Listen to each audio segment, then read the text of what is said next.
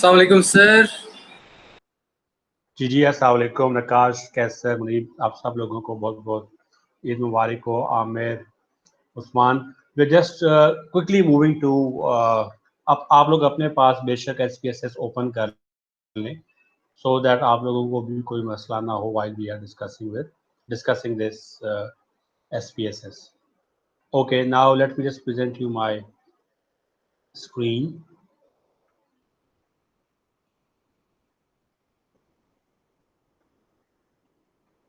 Okay जी, आप लोग मुझे बताएं कि आपको SPSS की स्क्रीन नज़र आ रही है? जी सर, आ रही है। चलें, दैट इज़ वेरी गुड। अच्छा जी, लास्ट टाइम हम लोगों ने इस तरह किया था कि हम लोगों ने लास्ट टाइम रिलायबिलिटी एनालिसिस को देखा था, रिलायबिलिटी एनालिसिस किया था, कौन बेस्ट अल्फा निकाला था, और इफ़ आइटम्स डिलीटेड वाला जो ऑप्शन था वो भी एक्सरसाइज किया था। आप लोगों के जहन में है वो? आज हम उससे आगे चलेंगे। जी सर। सो लास्ट टाइम जैसे कि आप लोगों को पता है कि हम लोगों ने SPSS के अंदर डाटा एंटर करना सीखा था। हम लोगों ने कुछ रैंडम डाटा एंटर करने के बाद हमने सबसे पहला जो उसके अंदर एक्टिविटी की थी वो थी क्रॉन बैश अल्फा, वो निकाला था। और क्रॉन बैश अल्फा के साथ साथ हमने ये भी सीखा था कि how we can improve the reliability by deleting the items जो कि हमारी रिलायबिलिटी को कम कर रहे हैं। आज हम उससे आगे चलेंगे। अच्छा, अब ये मेरे पास एक डाटा फाइल मौजूद है जो कि इस वक्त आपको स्क्रीन में नज़र भी आ रही है।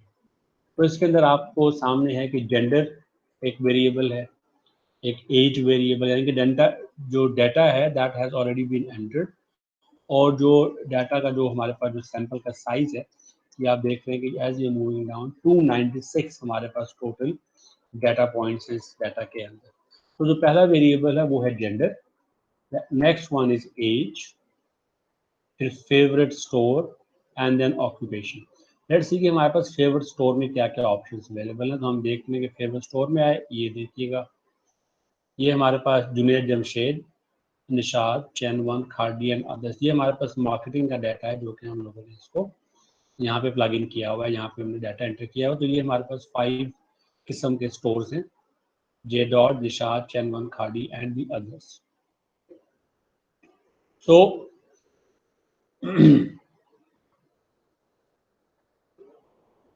अब इसमें हमारे पास सिचुएशन क्या है कि हम लोग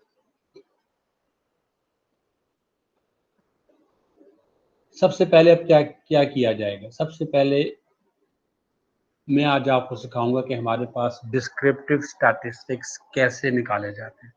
and before I tell you कि डिस्क्रिप्टिव स्टैटिस्टिक्स कैसे निकाले जाते हैं, कैसे उसको प्रोसेस किया जाता है, सो डिस्क्रिप्टिव स्टैटिस्टिक्स होते क्या हैं? डिस्क्रिप्टिव स्टैटिस्टिक्स होते हैं जो कि आपका जो डेमोग्राफिक्स का डाटा है वो आपको उससे एक्सप्लेन करता है। डेमोग्राफिक्स के में हमारे पास क्या है? जेंडर है, एज है, anything that shows about the respondent, तो वो उसका एक्सपीरियंस कितना है, उसकी फॉर एग्जांपल एज क्या है, फॉर एग्जांपल उसकी जो इनकम ब्रैकेट है वो क्या है, वो किस प्राइवेट सेक्टर से बिलोंग करता है, पब्लिक सेक्टर से बिलोंग करता है। So the things which let us know about the respondent, that all of those things that they, उसको हम कहते हैं कि ये हमारे पास डेमोग्राफिक्स के अंदर आता है। तो हमारे पास यहाँ पे क्या है, सबसे पहले हम डेमोग्राफिक्स का डाटा शो करना चाहते हैं अपने रिजल्ट्स के अंदर। सो डेमोग्राफिक्स का डाटा फॉर एग्जांपल ये मेरे पास है, जेंडर है, एज है, उसका फेवरेट स्टोर कौन सा है और उसकी ऑक्यूपेशन क्या है। तो लेट्स सी कि ऑक्यूपेशन में हमारे पास क्या क्या ऑप्शन है। ऑक्यूपेशन में है कि क्या वो स्टूडेंट है, क्या वो एम्प्लॉई है, प्रोफेसर है, हाउस वाइफ है, अदर्स है। ये रैंडमली डाटा है बिकॉज आपको सिखाने के लिए इसमें ये चीज़ें डाली गई हैं। तो ये हमारे पास कुछ इस तरह का डाटा मौजूद है in the occupation. So let us see, let us go and have a look at this one. ये हमारे पास कैसे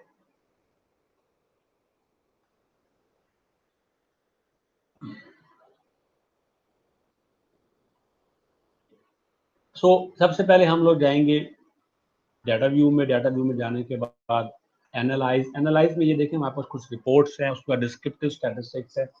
डिस्क्रिप्टिव में हम लोग आएंगे, ये क्रॉस टैब्स है। सो क्रॉस टैब्स पे जाएंगे। अब वो हमसे पूछता है कि जनाब आपने रोज में क्या रखना है और कॉलम्स में क्या रखना है।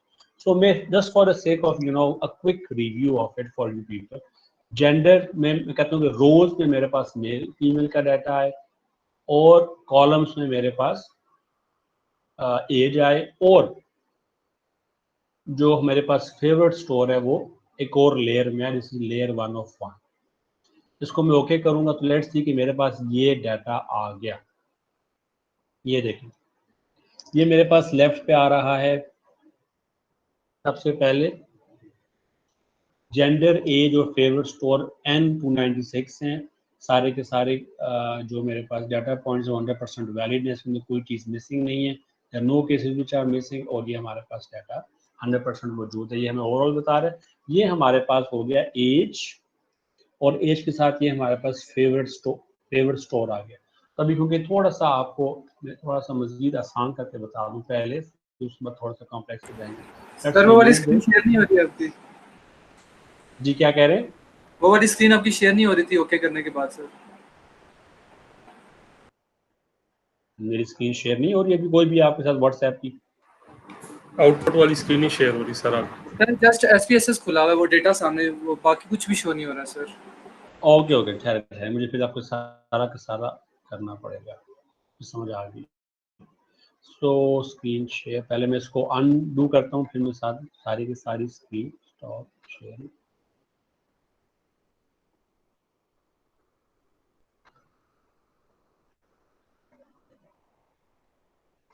शेयर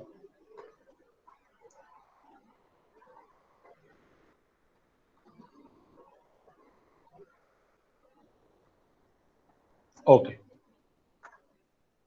देखिए अब आपको ये नजर आ रहा है ये वाला दिस वन। अब मैं दोबारा से आप लोगों को शुरू करता हूँ। तो जी फर्स्ट सर। ऑफ ऑल हम जाएंगे डिस्क्रिप्टिव में जाने के बाद क्रॉस टैब्स में आने के बाद सिर्फ जेंडर और एज का कॉलम हमारे पास है। मैंने इसको ओके किया तो ये मेरे पास आ गया जेंडर एंड एज। मुझे वो अब साफ साफ बता रहा है कि जनाब 1 2 3 4 5 6 5, इसको हम ठीक करेंगे ये एज ब्रैकेट्स को। और ये मेरे पास जेंडर आ गया 1 और 2 मेल और फीमेल का जेंडर। तो मुझे अब नज़र आ रहा है कि 1 अगर फीमेल थे तो मेरे पास ये उनका टोटल स्कोर है और ये उनका अदरवाइज इन चीज़ों का ये स्कोर है। अच्छा, अब मैंने इसको क्या करना है, अब मैंने इस टेबल को कॉपी किया। कॉपी करने के बाद आई गो टू वर्ड डॉक्यूमेंट।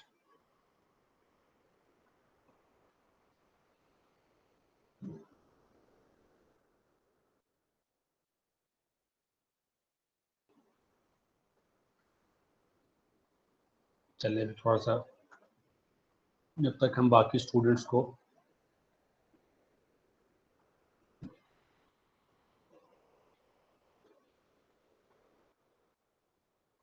अब देखिए, अब मैंने इसको सबसे पहले टेबल को यहाँ पे कॉपी कर लिया, मेरे पास ये टेबल यहाँ पे आ गया। तो अब इस टेबल के बारे में मैंने कुछ ना कुछ अपने रिसर्च में लिखना है। अच्छा, इन जो चीज़ें हैं 1 2 3 4 5 जेंडर मेल फीमेल, इसको हम ठीक करते हैं। जेंडर, अब लेट्स से अगर 1 मेरे पास था मेल तो मैं यहाँ पे मेल लिख दूंगा, और यहाँ पे अगर फीमेल था so that is how I can write female हमारे पास यहाँ पे। और फिर जो यहाँ पे लेट्स से हमें पता था कि यहाँ पे उनको पसंद था जुनेद जमशेद, फिर I think it was Nishat, and then it was I think it was Chen1, and then we have Cardiac, and then it was others.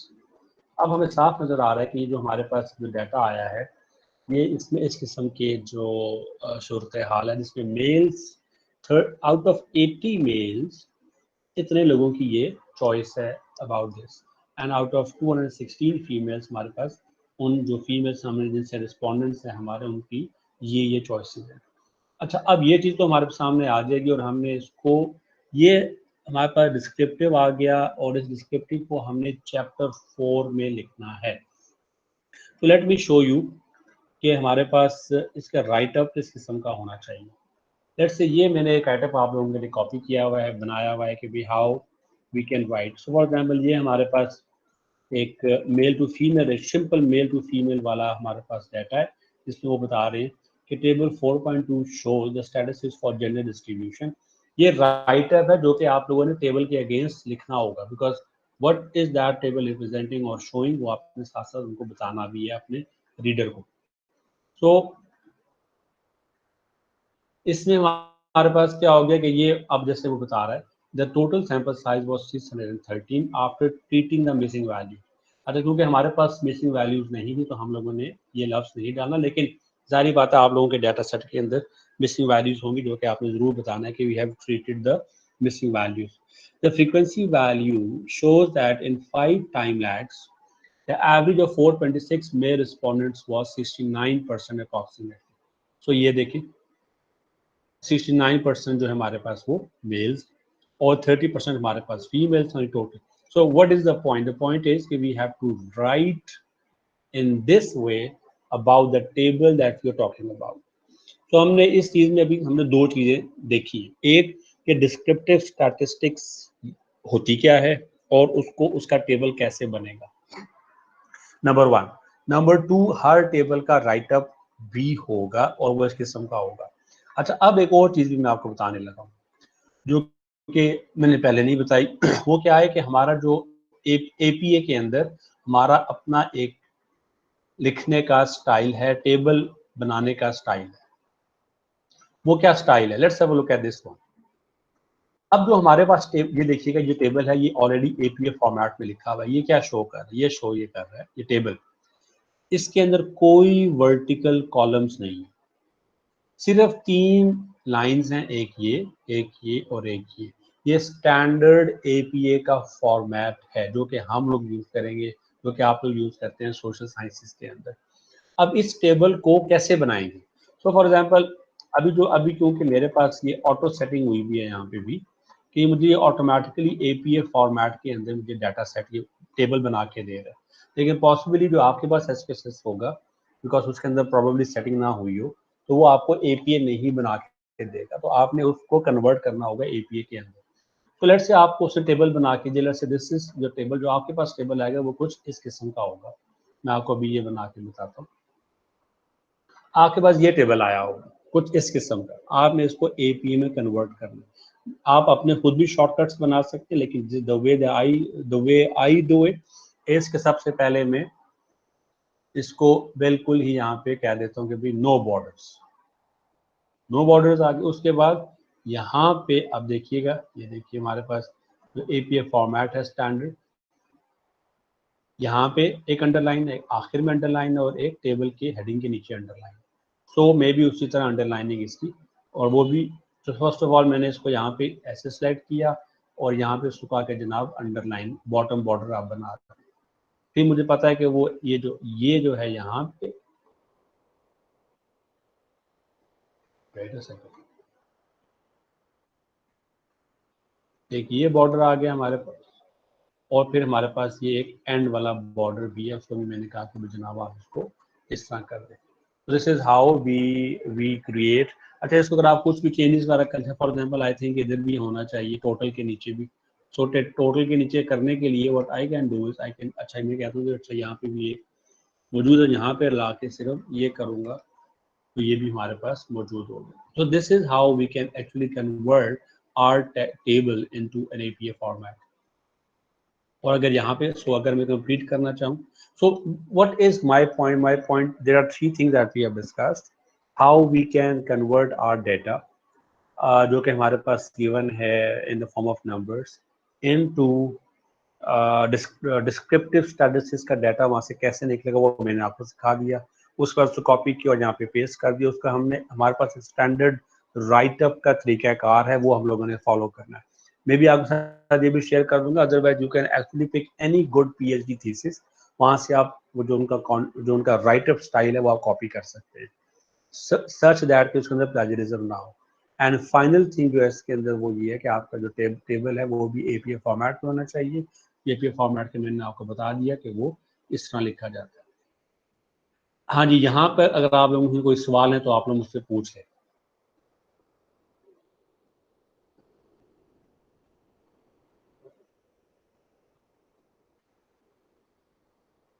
Ji, do we have any questions?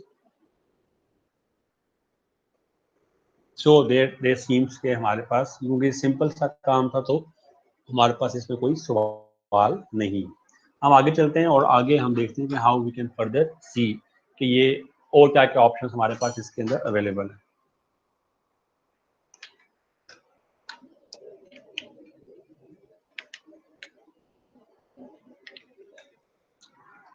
अच्छा, सो आप अगर देखते हैं इसके अंदर कि भाई आप एनालाइज में गए, डिस्क्रिप्टिव में गए, क्रॉस टैब्स में आए, क्रॉस टैब्स में आने के बाद आप कहते हैं मुझे एज नहीं चाहिए, मुझे फॉर एग्जांपल ऑक्यूपेशन चाहिए, तो आप ऑक्यूपेशन इसमें ला सकते हैं और आपके पास ये देखिए ये टेबल ऑक्यूपेशन का बनेगा। ये जेंडर है उनके ऑक्यूपेशन ये है, कोई कहाँ पे जॉब कर रहा है, कोई कहाँ पे जॉब कर रहा है, कोई कहाँ पे जॉब कर रहा है। So this is how we can make another table. तो अगर आप टेबल्स को थोड़ा सा मजीद करना चाहते हैं, बेहतर करना चाहते हैं या ज़्यादा उसके अंदर डाटा इंफॉर्मेशन डालना चाहते हैं, तो what you can do, you can go back to analyse, descriptive, cross tab, and you can actually have age भी इसमें आप एंटर कर सकते हैं। रोज में आप रोज में ये एंटर कर दें। It's totally up to you कि how you want to represent your data. आप रिप्रेजेंट करेंगे तो आपके पास ये डाटा, फॉर एग्जांपल ये देखिए जेंडर और ऑक्यूपेशन की क्रॉस टैब ये आ गया, जेंडर और एज का क्रॉस टैब ये आ गया, फेवरेट स्टोर और ऑक्यूपेशन का क्रॉस टैब ये आ गया, फेवरेट स्टोर और एज का हमारे पास क्रॉस टैब ये आ गया। तो आप इन सबको उठाएंगे, अपने पास एपीए फॉर्मेट के अंदर मूव करेंगे और आप लोग इसको कॉपी पेस्ट करके इसका जो राइट है स्टैंडर्ड वो लिख लेंगे। जी, do we have a question here? अगर नहीं है तो हम आगे इसको मूव करते हैं। अब नेक्स्ट स्टेप की तरफ जाते हैं। अब देखें, अब हमारे पास ना ये हमने क्रॉस डिस्क्रिप्टिव्स को यहाँ से पिक करके we have just converted, you know we have जिस किस्म का हमें डिस्क्रिप्टिव चाहिए था, मेल टू फीमेल रेशो वाला चाहिए था, या हमें मेल और फीमेल की जो चॉइसेस रिगार्डिंग दे फेवरेट स्टोर, वो हम लोगों ने बहरहाल एज पर आर रिक्वायरमेंट हमने उसको डिस्क्राइब कर दी अपने रिस्पोंडेंट्स के डाटा को। अब आ जाते हैं हमारे पास जो क्वेश्चन है, लेट्स से ये एक वेरिएबल है हमारे पास SQ के नाम से, हमने उसको SQ, उसके 3 आइटम्स हैं 1, 2 एंड 3। ट्रस्ट के 3 आइटम्स हैं, ट्रस्ट 1 जिसको हमने नाम दिया ट्रस्ट 2 एंड ट्रस्ट 3। देन हमारे पास रिस्क के 3 आइटम्स हैं, रिस्क 1, रिस्क 2, रिस्क 3। फिर हमारे पास कॉर्पोरेट सोशल रिस्पॉन्सिबिलिटी, वो हमारे पास क्या है CS1, CS2, CS3, what ever, it doesn't matter के ये CS1 या रिस्क 1 या ट्रस्ट रिप्रेजेंट क्या कर रहा है। जितने भी हमारे पास आइटम्स थे, हम लोगों ने उन आइटम्स के डाटा को यहाँ पे पंच कर लिया है। This is the point. अब यहाँ पे इंपॉर्टेंट चीज आने वाली है और वो क्या है कि हमने अब इसको मजीद यूज करना है। तो इसको मजीद यूज करने के लिए हमें इन सब की लेट से इसका SQs का सारे आइटम्स की एवरेज लेनी होगी, यानी कि this plus this plus this divided by 3, this plus ये रिस्पोंडेंट 1 का हो गया। रिस्पोंडेंट 2 ने SQ के बारे में क्या कहा था, this plus this plus this, ये हमारे पास एक और इसकी हम एवरेज लेंगे।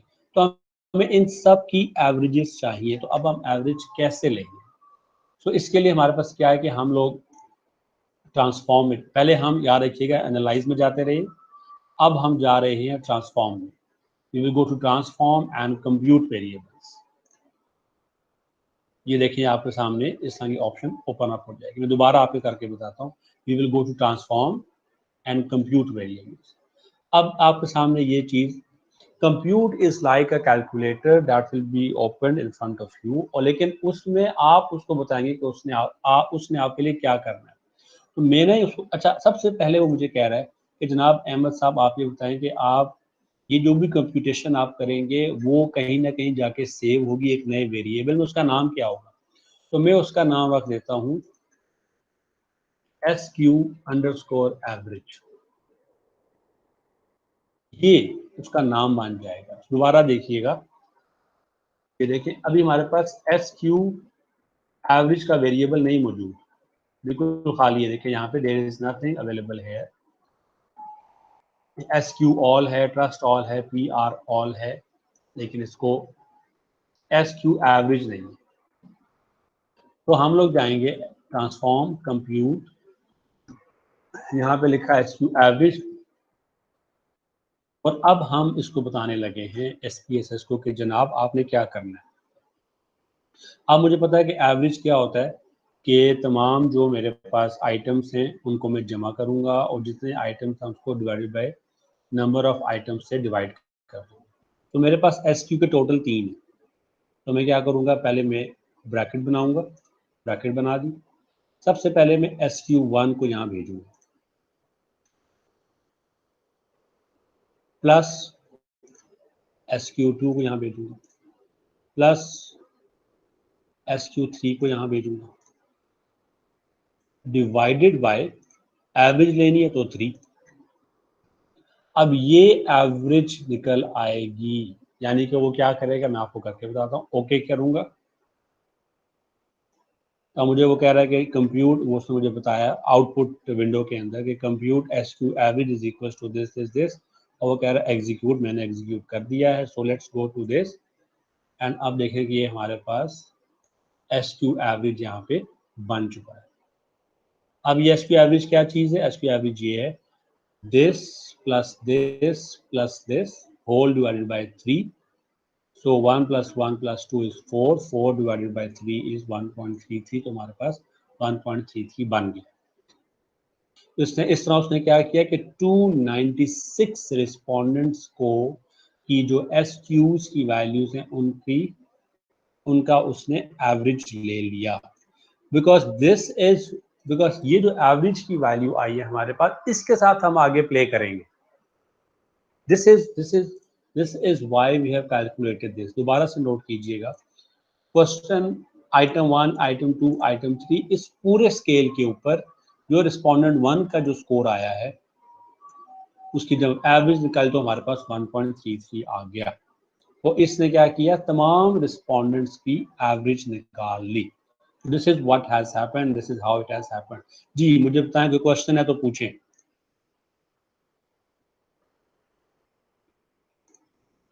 जी students, do we have a question here?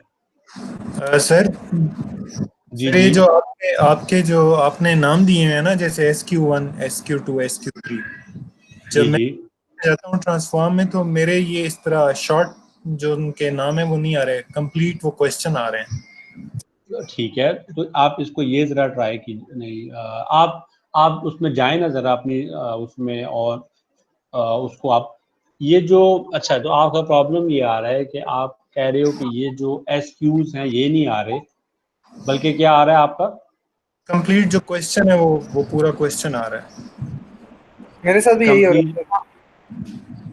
Okay, अच्छा मुझे बताएं कि आपके पास डाटा कौन सा है?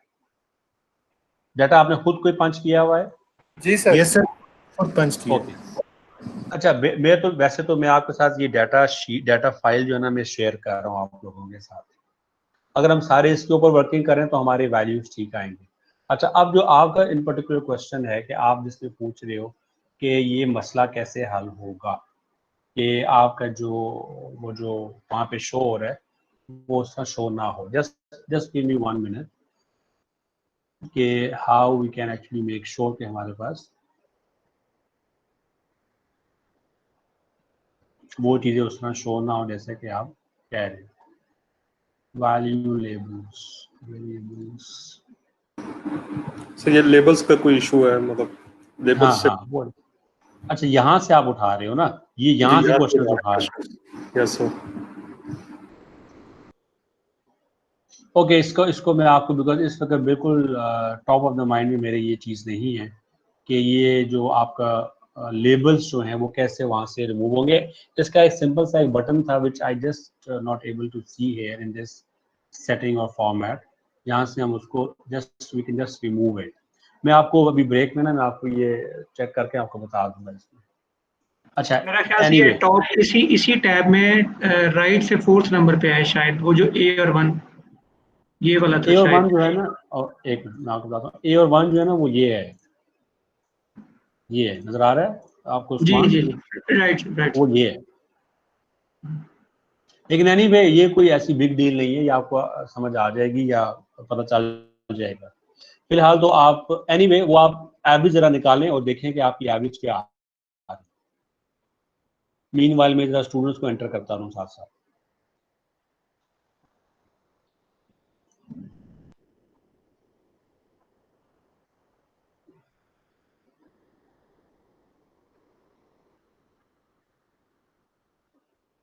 मारिया, आपका मैसेज आया कि देयर इज नो साउंड। बाकी सब स्टूडेंट्स को जो है ना, all other students can hear, please check your voice control, volume control. अच्छा, अब आप लोगों ने एवरेज निकाल ली है? Yes sir.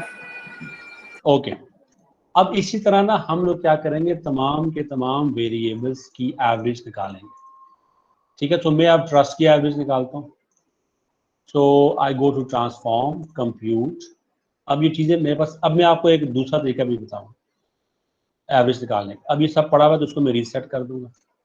अब मैं इसको कहता हूँ कि जनाब ट्रस्ट एवरेज, और अब मैं बजाय कि यहाँ पे हमारे पास कुछ बिल्ट इन फंक्शंस मौजूद हैं, मैं कहता हूँ जी अरिथमेटिक में जाने के बाद मीन, नहीं मीन, अरिथमेटिक में तो मीन नहीं है, तो मैं कहता हूँ कि जनाब ऑल और फिर मीन, मैक्सिमम है मीन, ये मीन, मैं कहता हूँ जनाब ये फंक्शन, इसमें डबल क्लिक करता हूँ। ये अब ऊपर उसने मुझे कह दिया कि अच्छा मैं अब आपके लिए ये मीन का, जिसमें एक्सेल शीट के अंदर बनाया होता है फार्मूला, इसमें ये यहाँ पे भी फार्मूला बना हुआ है। तो मैं कहता हूँ कि जनाब ट्रस्ट 1, इसको मैं डबल क्लिक भी कर सकता हूँ। उसके बाद कॉमा है, फिर ट्रस्ट 2, फिर कॉमा, फिर ट्रस्ट 3, ये तीनों हो गए। बाकी ये मैंने जो चीज़ें थी ये रिमूव कर दी। अब ये मेरा मीन निकाल देगा और इसका नाम देगा ट्रस्ट एवरेज। मैंने ओके किया, उसने कहा जी मैंने आपके लिए एक्टिविटी कर दी है। मैं इधर गया और चेक किया कि वाकई क्या उसने की है कि नहीं। तो ये देखें ट्रस्ट एवरेज भी बन गया। तो अब उसने मेरे लिए किया है कि उसने तमाम रिस्पोंडेंट्स का this plus this plus this करके उसने वैल्यू निकाल दिया। अच्छा, इसमें हम देख रहे हैं कि 7 भी है। लेट्स सी कि ये 7 का मतलब उसने क्या लिया हुआ।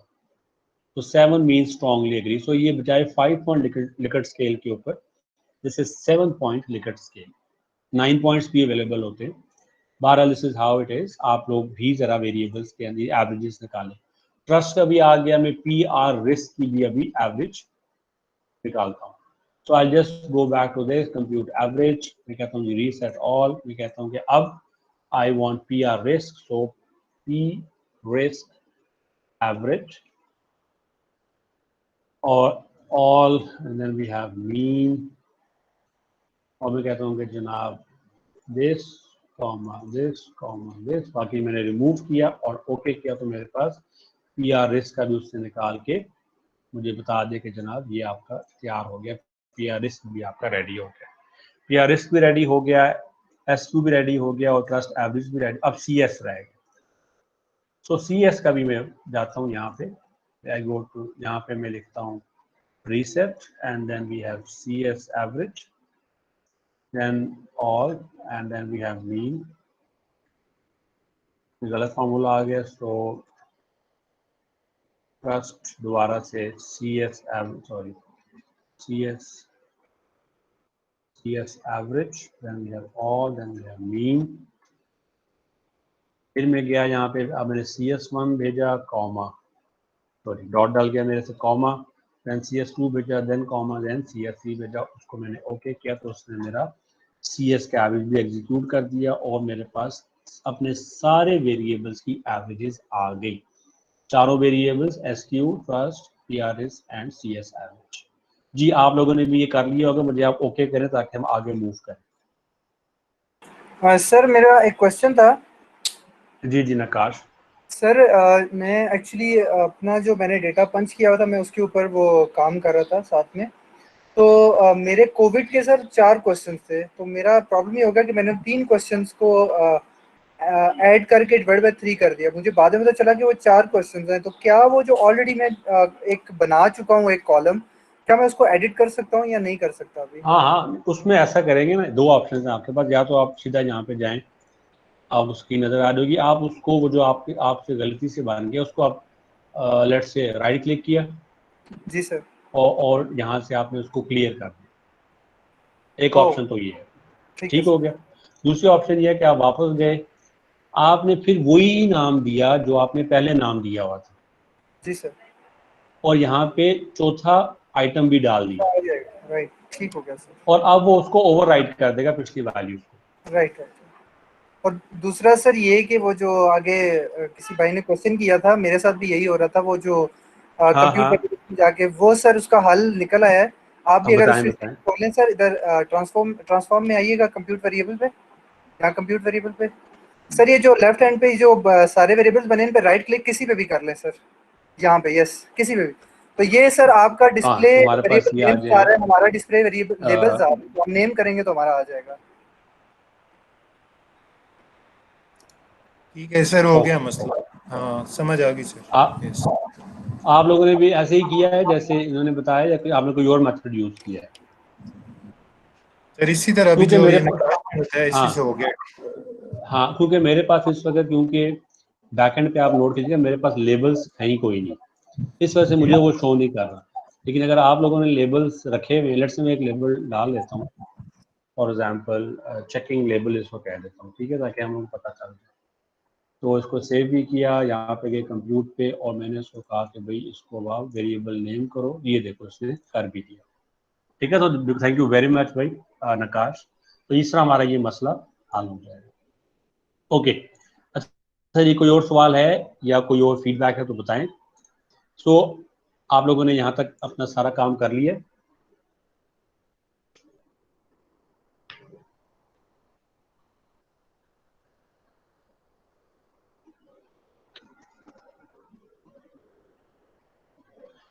अब मैंने जैसे आपको पहले बताया था कि अब हम लोग असल में वी हैव टू देखें।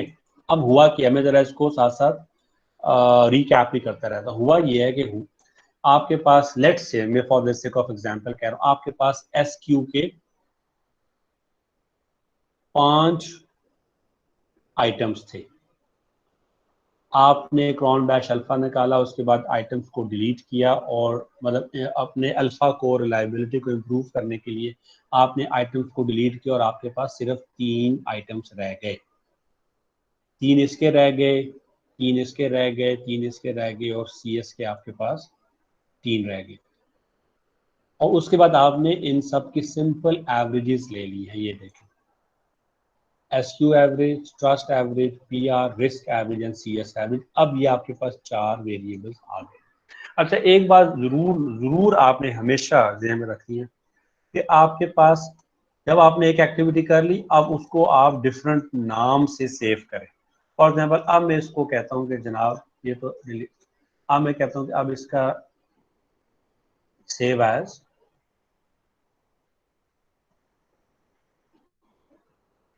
और मैं अब इसको कहता हूं कि डेटा फाइल विद एवरेजेस। ये आपने, मैं आपको इस तरह से ये बता रहा हूं बिकॉज आपको किसी भी टाइम पे आपको ये भी हो सकता है कि आप कहेंगे ओहो यार वो डाटा तो बड़ा इंपॉर्टेंट था, वो तो मैं डिलीट कर बैठा हूं।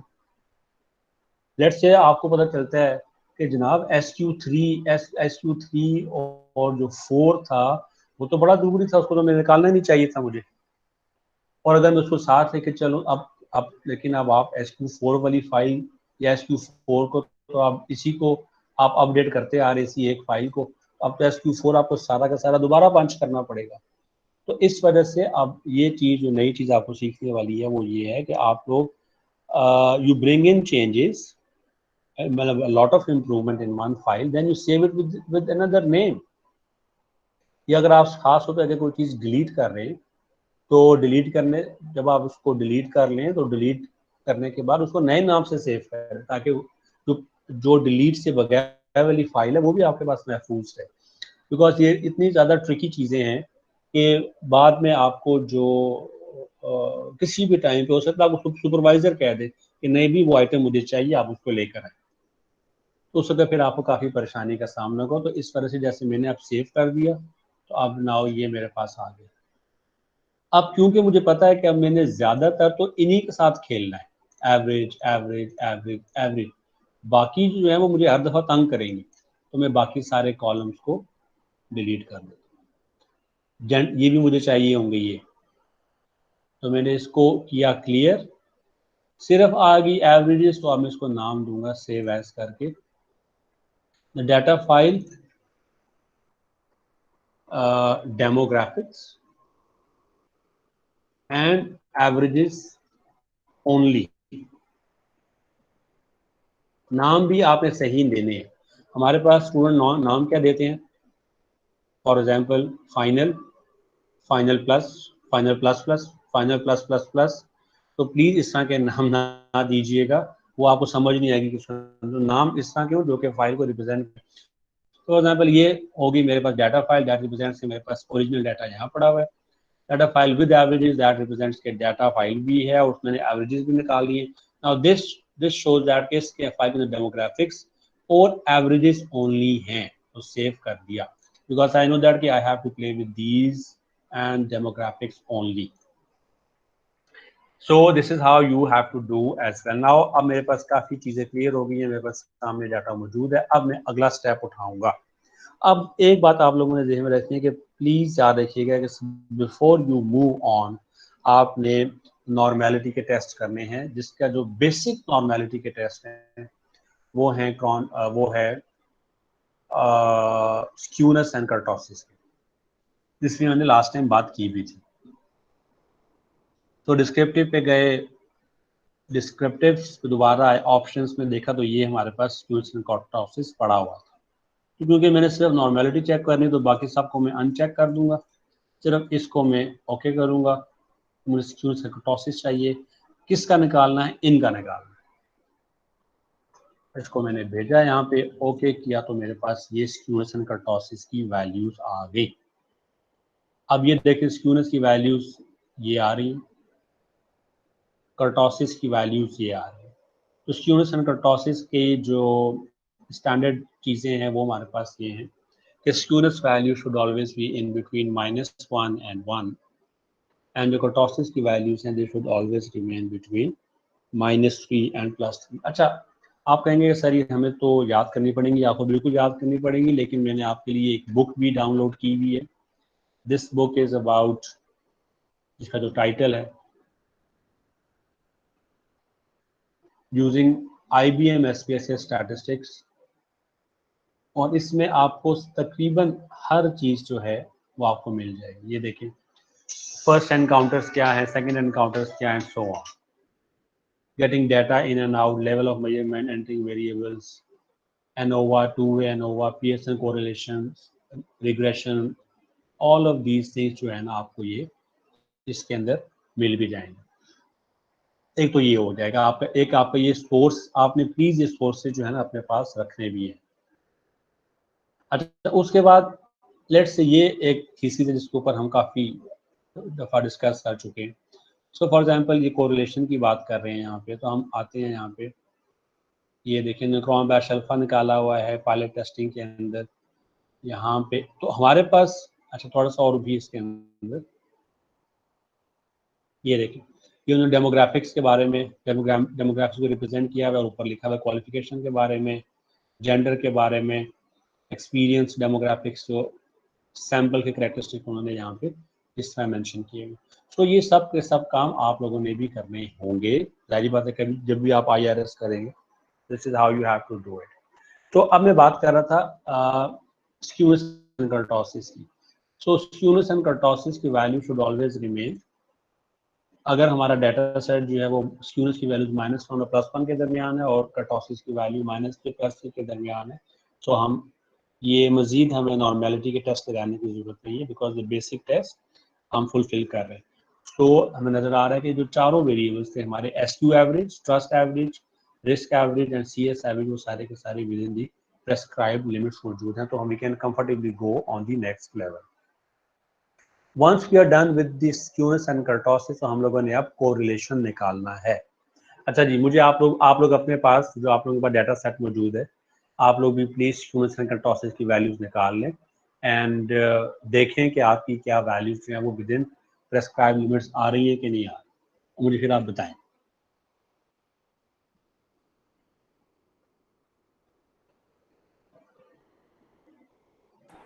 जी सर सही आ रही है। ओके थैंक यू जी। नवीद, जलाल, साकिब, उस्मान, आप लोगों की क्या वैल्यूज आ रही हैं? अली अहमद, अकीद, अरसलान, आयशा, आलम, आयशा सिद्दीका, आज़ाद, बिलाल, इकरा, इस्मा, आप लोग बताएं प्लीज़ आप लोगों की क्या वैल्यूज आ रही हैं। अगर आपके पास कोई डाटा फाइल नहीं है तो मैं आपको अपनी डाटा फाइल भिजवा देता हूँ जिसके ऊपर मैं काम कर रहा हूँ। सर हम तो फिलहाल जो है क्योंकि एक्चुअल डाटा मौजूद नहीं था तो हाइपोथेटिकल डाटा डाला हुआ है, वो बिल्कुल थोड़ा सा है, तो उसमें तो कोई ऐसा इशू नहीं आ रहा है, वो तो ठीक है सर। बस ठीक है, कोई मसला नहीं, बस ऑल यू नीड टू, बस एक दफ़ा हमने इस सारे प्रोसेस से SPSS से गुजरना है। बेशक आपका हाइपोथेटिकल डाटा है या अभी डाटा आप मुकम्मल करना है तो कोई मसला नहीं है। सर जी हमारा कह रहे हैं कि आप अपनी फाइल शेयर कर दें, तो मैं आपको साथ अपनी ये वाली फाइल जो है, अब आई होप के so there are a lot of things जो कि इस वक्त they come into play। Sample right up हो गया, ठहरे ये फाइल पड़ी कहाँ होगी, लेट्स सी।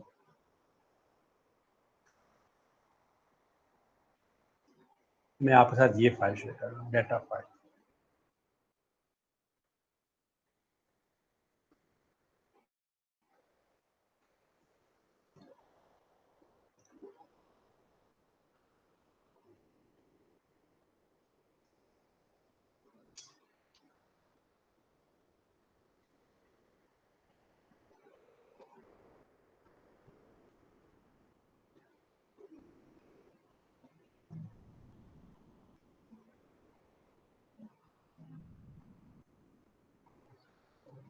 तो this is sample data file. ठीक हो गया जी, आप लोगों को ये अभी आ रही है ताकि आप उसको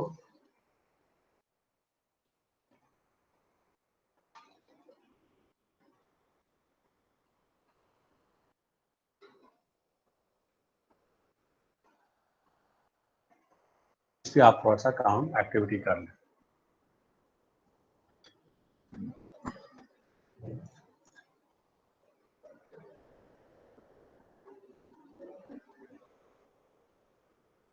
सर जी जी सर जो आपने वो कंप्यूट वेरिएबल्स की है, जो फंक्शंस यूज की है, उसकी एक बार जरा थोड़ा सा उस पर बता दें। हाँ हाँ ज़रूर।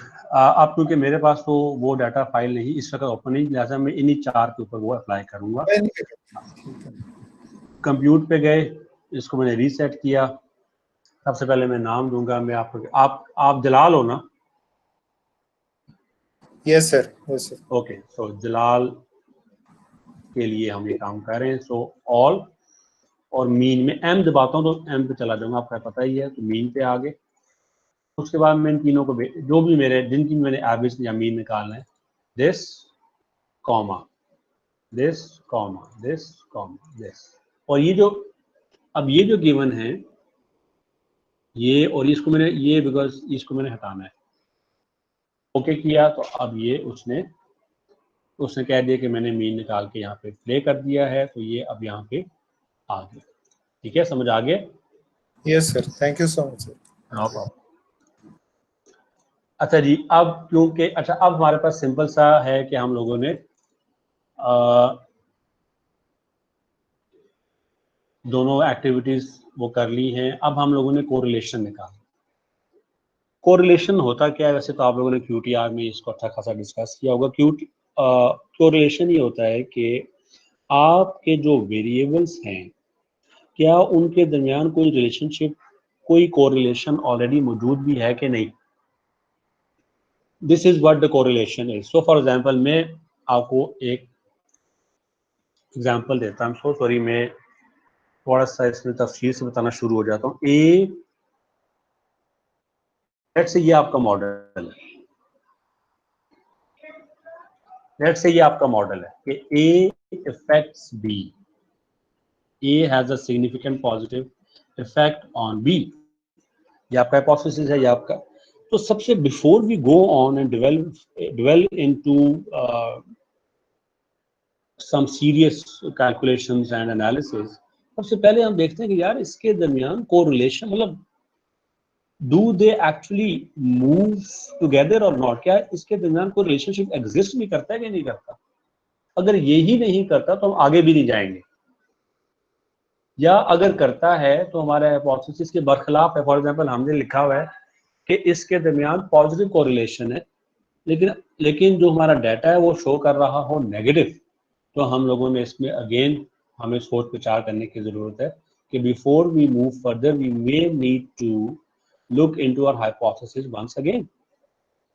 तो इन 2-3 वजूहात की वजह से we need to have a correlation. अच्छा, एक और बड़ी इंपॉर्टेंट वजह होती है कि लेट्स से अगर ए एंड बी के दरमियान the correlation is very very high,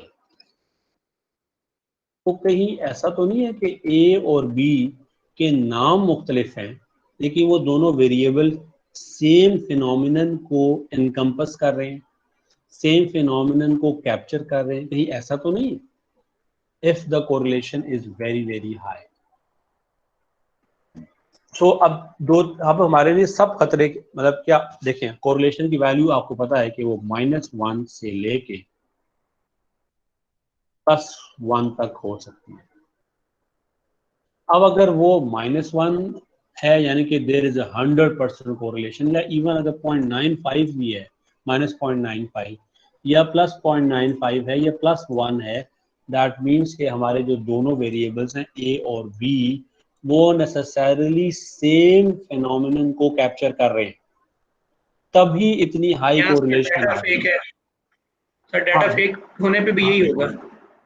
हाँ, डाटा भी फेक हो सकता है। अच्छा, एक बात आप लोगों ने, उस्मान और सब लोगों ने ये करनी, एज अ रिसर्चर दुनिया में कहीं पर भी हम लोग ये बिलीव करते हैं कि सब लोगों का डाटा ठीक होगा, सब लोग जो डाटा कोट कर रहे हैं वो ठीक है। अच्छा, हम लोगों को भी पता है, लेट्स से मुझे एज ए टीचर पता है कि स्टूडेंट्स जो हैं वो डाटा, उसको कहते हैं डाटा कुकिंग, डाटा कुक करते हैं। अच्छा, फिर रिसर्चर्स को भी पता है कि यार ये जो रिसर्चर्स हैं, not all but many, they cook the data. और ये ना सिर्फ नेशनल लेवल के ऊपर है बल्कि ये इंटरनेशनल लेवल के ऊपर भी ये सारी चीज़ें एग्जिस्ट करती हैं। सो मच सो कि कुछ लोग तो एसपीएसएस की फाइल बनाते ही नहीं। एसपी मतलब डाटा कलेक्शन तो दूर की बात, वो एसपीएसएस की फाइल भी नहीं बनाते। वो सिंपल क्या करते हैं, अपने उस पर आते हैं, कहते हैं जी अच्छा जी डाटा है तो कोई मसला नहीं, अभी देखो जी क्या करना है, मेल, अच्छा जी मेल मेरे पास थे, लेट्स से 312 मेल थे और फीमेल, उनके पाकिस्तान में फीमेल्स की तादाद कम है जॉब के अंदर, तो उनको मैं 112 कर देता हूँ। और मैं कहता हूँ जैसे 312 हो गई और इनको टोटल सम कर लिया, तो मैं कहता हूँ जी मेरे पास 424 का डाटा सेट है। मतलब वो भी नहीं करते जो आप और मैं जिसकी बात कर रहे हैं, डाटा कलेक्शन की बात कर रहे हैं, वो तो सीधा ये करते हैं कि हाँ जी मेरा तो जबरदस्त डाटा है जी, ये देखें सब। तो उस सिनेरियोस के अंदर ये पॉसिबिलिटीज, ये ऑप्शंस हमारे पास बिल्कुल आ जाते हैं। हमारा this is why we need correlations to find out. अब हम जाते हैं कोरिलेशन निकालने के लिए, तो हम लोगों ने इन चारों के अंदर कोरिलेशंस देखनी है कि कोरिलेशन कितनी सिंपल सी, कोई ऐसी बड़ी बात नहीं है। Will go to analyse, correlate. अब हमारे पास एक बाईवेरिएट में हम पियर्सन कोरिलेशन के ऊपर आएंगे। अब ये क्योंकि हमने चारों में देखनी है, विल सेंड इट हेयर। ये फ्लैग सिग्निफिकेंट कोरिलेशंस, ये भी आपको बता देते हैं अभी क्या होता है, ये हमने टिक करना है। ओके किया तो हमारे पास कोरिलेशंस आ गई। अब जब हमने जो कहा था ना कि फ्लैग कोरिलेशन करनी है, तो ये उसने फ्लैग की हुई है 2 स्टार्स के साथ। 2 स्टार्स का मतलब क्या है, वो ये मतलब है कि कोरिलेशन इज सिग्निफिकेंट एट 0.01। ये सिग्निफिकेंट कोरिलेशन थी, ये सारी की सारी उसने फ्लैग कर दी। अब मैं क्या करूंगा, इसको कॉपी करूंगा जहां पे मैंने इसको अपने डाटा में इनपुट करना है। अब आप साथ साथ इसको देखिएगा भी, ये देखिएगा कि SQ एवरेज और SQ एवरेज इसके दरमियान कोरिलेशन 1 है, जो कि 1 ही होनी चाहिए बिकॉज दोनों सेम है। SQ एवरेज और ट्रस्ट एवरेज में 0.395 है यानी कि पॉजिटिव कोरिलेशन है। इतनी ज़्यादा स्ट्रॉन्ग नहीं है, लेकिन ये जो 2 स्टार्स हैं ये शो करेंगे सिग्निफिकेंट है। SQ एवरेज और PR रिस्क में कोरिलेशन 0.413 है, सिग्निफिकेंट है। Very good. 0.418 है SQ एवरेज और CS एवरेज में, तो ये भी हमारे पास सिग्निफिकेंट है, 0.418 है। और ये जो 0.41, 0.39, 0.26 ये अच्छी वैल्यूज कंसीडर करें, बिकॉज अगर जो ज़्यादा वैल्यूज का तरह 0.6 से अगर ऊपर चले जाना शुरू हो जाएंगी, तो वो जो आपके वैल्यूएटर्स होते हैं उनको एकदम वो अटेंशन हो जाते हैं कि there is some problem in the data. और बिकॉज ये जो है ना ये आधे इट सेव्स यू 0.88, ये हमारे पास क्योंकि सिग्निफिकेंट पॉइंट जो स्टैटिक्स हैं दैट रिप्रेजेंट्स कि हमारा जो कोरिलेशन है वो सिग्निफिकेंट है। अच्छा, अब नोट कीजिएगा कि इसके अंदर डुप्लीकेशन हो रही है। डुप्लीकेशन क्या हो रही है कि SQ एवरेज जो है वो इन चारों के साथ बता रहा है। तो SQ ट्रस्ट एवरेज जो है वो भी SQ एवरेज के बारे में बता रहा है कि ट्रस्ट और SQ एवरेज के दरमियान जो कोरिलेशन है 0.395 है, और SQ एवरेज भी बता रहा है कि SQ एवरेज और ट्रस्ट के दरमियान 0.395। देखिए ये वैल्यू डुप्लीकेट हो रही है। फिर SQ एवरेज और PR रिस्क के बारे में 0.413 है, तो ये देखिए PR रिस्क और SQ एवरेज ये 0.413 है। ये डुप्लीकेशन है, ये 1 से ऊपर सारा डाटा डुप्लीकेटेड है। उसने ठीक बनाया है, लेकिन हम लोगों ने अपने उसके अंदर इसको कोट नहीं करना, तो हम इस वैल्यूज को डिलीट कर देते हैं। अच्छा, सबसे पहले ये भी हमने रिपोर्ट नहीं करना होता, ये चीज सॉरी ये 2, तो इनको डिलीट करने के पहले मैं कहूँगा कि ना पूरा टेबल बनाओ ताकि मुझे डिलीट करने में आसानी रहे। तो मैं इसको डिलीट करता हूँ, ये मुझे नहीं चाहिए, ये नहीं चाहिए, ये नहीं चाहिए और ये भी नहीं चाहिए। अच्छा, मैं इसको डिलीट करूँगा तो मेरे मसला आ जाएगा, तो मैं क्या करता हूँ कि मैं इसको मर्ज करता हूँ। मर्जिंग इज मेक्स मी, अगर अच्छा लेट्स से आप कहते हैं सर ये आप क्या कर रहे हैं, मर्ज क्यों कर रहे हैं, लेट्स से आप कहते हैं सर इसको डिलीट करें, मैं इसको डिलीट कर देता हूँ।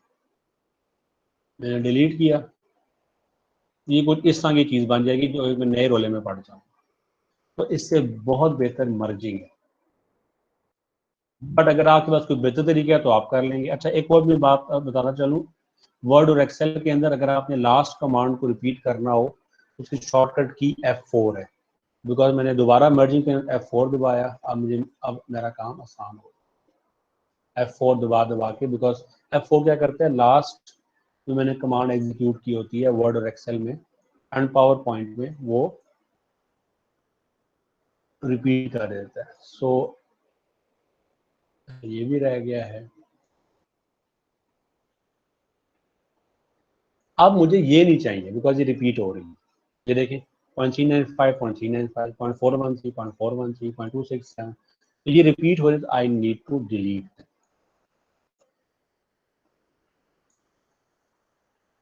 ये 1 भी कुछ लोग नहीं लिखते कि वी अंडरस्टैंड कि यार ये 1 ही है, तो लोग 1 को भी रिमूव कर देते हैं। बहरहाल अब ये आपका कोरिलेशन टेबल, इसको ये भी नहीं चाहिए होता, इसको भी मैं मर्ज कर देता हूँ, सॉरी। अब F4 की हेल्प से अब ये मेरे पास आ गया। अब इसको हमने APA में कन्वर्ट करना है, तो मैं गया, इसको पहले मैंने नो बॉर्डर्स किया, फिर मैंने इधर बॉर्डर डाला, एक बॉटम बॉर्डर, फिर मैंने यहाँ पे बॉर्डर डाला और फिर यहाँ पे सॉरी और यहाँ पे एक बॉर्डर डाला, तो मेरे पास ये APA फॉर्मेट में मेरा टेबल तैयार हो गया। और अब मैं आपको बताता हूँ डिफरेंट थीसिस वगैरह के अंदर ये टेबल कैसे इस्तेमाल हुआ हुआ है। लेट्स से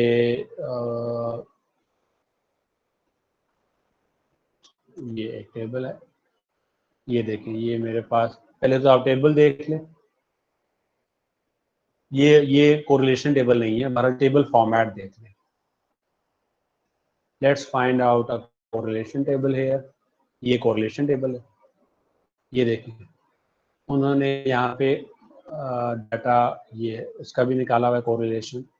ये आपके सारे वेरिएबल्स हैं, तो ये देख लें, ये साइड सारी खाली 1 लिखे हुए हैं और ये आपका कोरिलेशन टेबल, इसके अंदर वेरिएबल्स काफ़ी ज़्यादा हैं, तो ये कोरिलेशन लिखा हुआ है। ये देखें पी की वैल्यू बता रहा है कि 2 स्टार्स का मतलब है लेस देन 0.05 एंड 1 स्टार मतलब है 0.01। तो ये हमारे पास कुछ हमारे पास नेगेटिव कोरिलेशन है, देखिए 0.034, और ये सिग्निफिकेंट भी नहीं है, मतलब there is no neither single asterisk nor a double स्टारिक।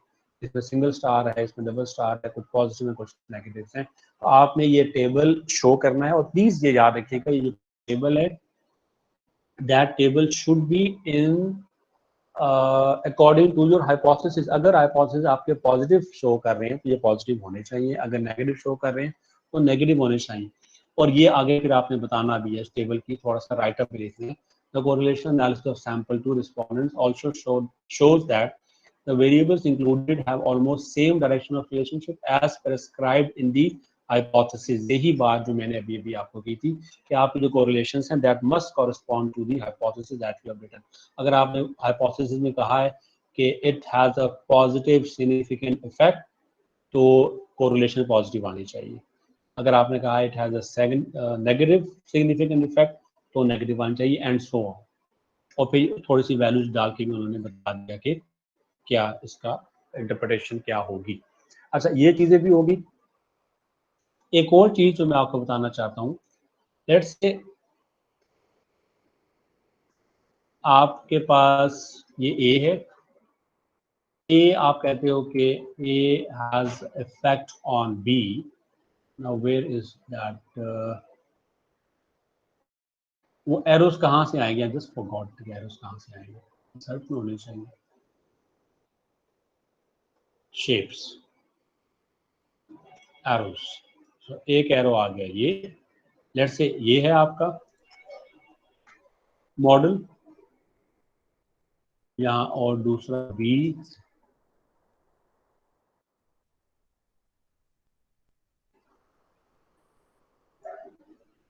ये बी हो गया, और आपका जो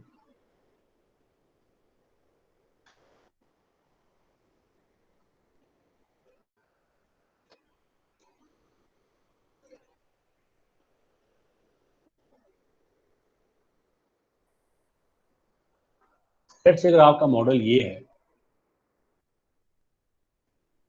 अच्छा मैं कोरिलेशन की आपको उसमें बता रहा हूँ कि ए और बी के दरमियान भी कोरिलेशन हाई नहीं होनी चाहिए।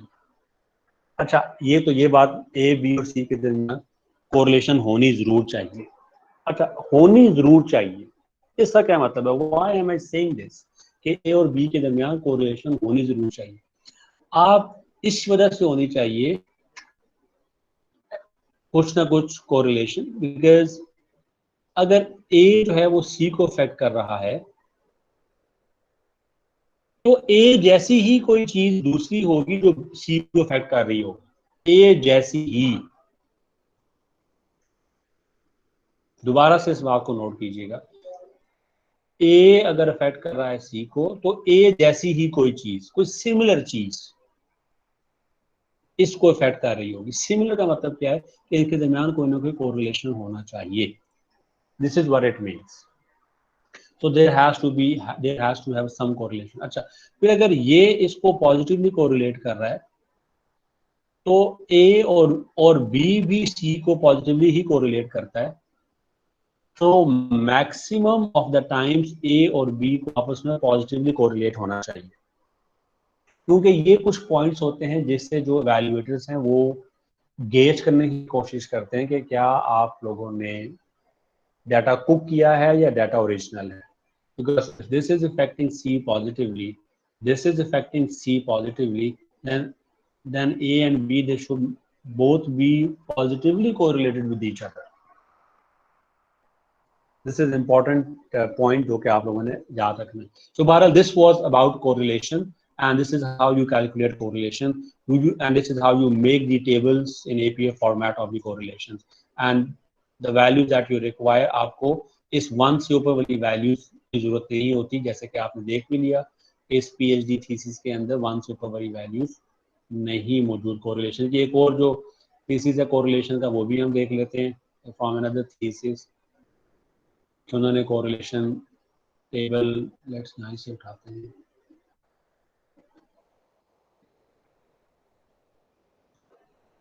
Type of study, sample instrumentation, pilot study, यहाँ पे आ जाए, ये कोरिलेशन आ गया। कोरिलेशन का ये देखें राइटअप, आपको बना बनाया राइटअप मौजूद है। ये देखिए, ये उन्होंने वैल्यू इसी कोरिलेशन की और इससे ऊपर कुछ भी नहीं है। ठीक है जी, do we have a question here?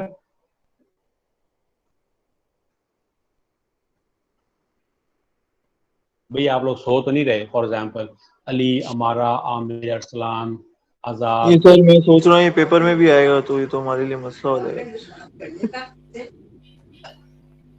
मसला किस, देखो अली आपने सवाल उठा दिया तो मैं आपको बता दे, देखो पेपर में जरूर आएगा। अब उसमें पेपर में किस तरह आएगा? फॉर एग्जांपल आपको कहा जाएगा यार ये दो वैल्यूज गिवन, ये दो कॉलम्स गिवन है, इनकी कोरिलेशन निकाल दें, उनका टेबल ड्रॉ करें और उसको इंटरप्रेट कर दें। अब आपके पास ये सारे सोर्सेज मौजूद हैं, सारी चीट शीट्स मौजूद हैं। ओपन बुक पेपर होगा आपका, कोई क्लोज बुक पेपर तो नहीं है। अच्छा, ओपन बुक आपके पेपर पास जाहिर बात है, जो वर्किंग फ्रॉम होम, अगर मैं सही है क्लोज सर। बुक भी रख दूं तो आप तो किताबें तो फिर भी खुलेगी। तो इस यस वजह से सर। Do not worry. हाँ, डू नॉट वरी। सर बस वो जाग नहीं तो सर, रहे वो वरी वाली होते बात नहीं है सर। वो अगर मैं समझ रहा था कि वो उसमें टाइम ज्यादा लग जाता है, निकाल तो हम लेते हैं, हमने सीखा हुआ है ये। हाँ, अच्छा, ये जो टाइम वाली बात है ना, ये भी बड़ी इंपॉर्टेंट है। चलिए ये भी हमने पता है इससे भी वर्किंग की हुई है। और हमने क्या वर्किंग की हुई है कि इस दफा जो आपका पेपर होगा वो 3 घंटे का नहीं होगा, 4 घंटे का होगा। सही है सर। ताकि ये जो प्रॉब्लम जिनकी तरफ आप इशारा कर रहे हो, इसके अलावा uploading, downloading, connectivity issue, problems, open book में बुक्स ओपन करना एंड सो ऑन, वो सारी मद्देनजर रखते हुए हम लोगों ने पेपर जो है वो 4 घंटे के लिहाज से बनेगा, 3 घंटे के लिहाज से, सर लेकिन क्वेश्चन। आपका टाइम अच्छा 4 घंटे होगा। ठीक। तो हम उस पर हम बहुत केयरफुली जो है ना वो इस पे वर्किंग कर रहे हैं। आप यकीन नहीं करोगे कि हम तकरीबन डेली की बेसिस पे हम सिर्फ असेसमेंट्स के ऊपर मीटिंग्स कर रहे हैं, ताकि आप लोगों को जो प्रॉब्लम्स आप जिक्र कर रहे हो उसको हम पहले ही एड्रेस कर लें। एनीवे जी, आप लोगों को समझ आ गया? Do we have any question in correlation? Yes sir, ठीक है।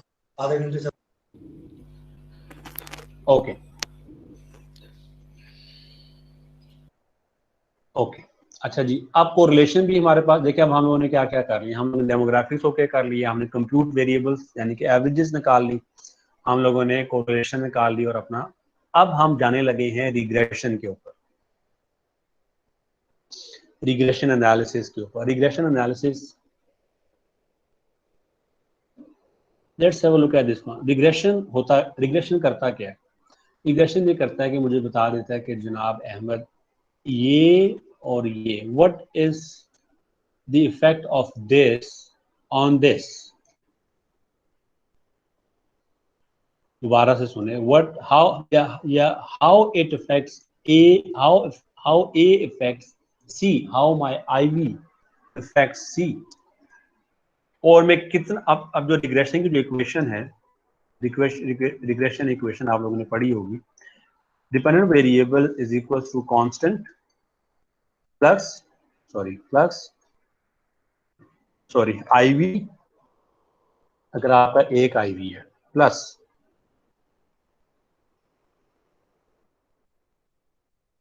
उसको कहते हैं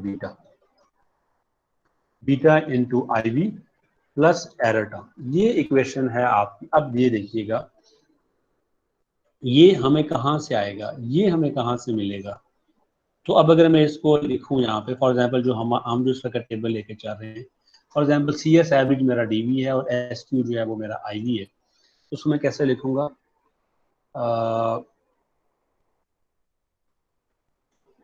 सी एस, तो C S is equal to constant plus beta into S Q मेरा आईवी था, अगर मेरा एक आईवी हो, प्लस एरर। तो मेरा ये बनेगी मेरी रिग्रेशन की इक्वेशन।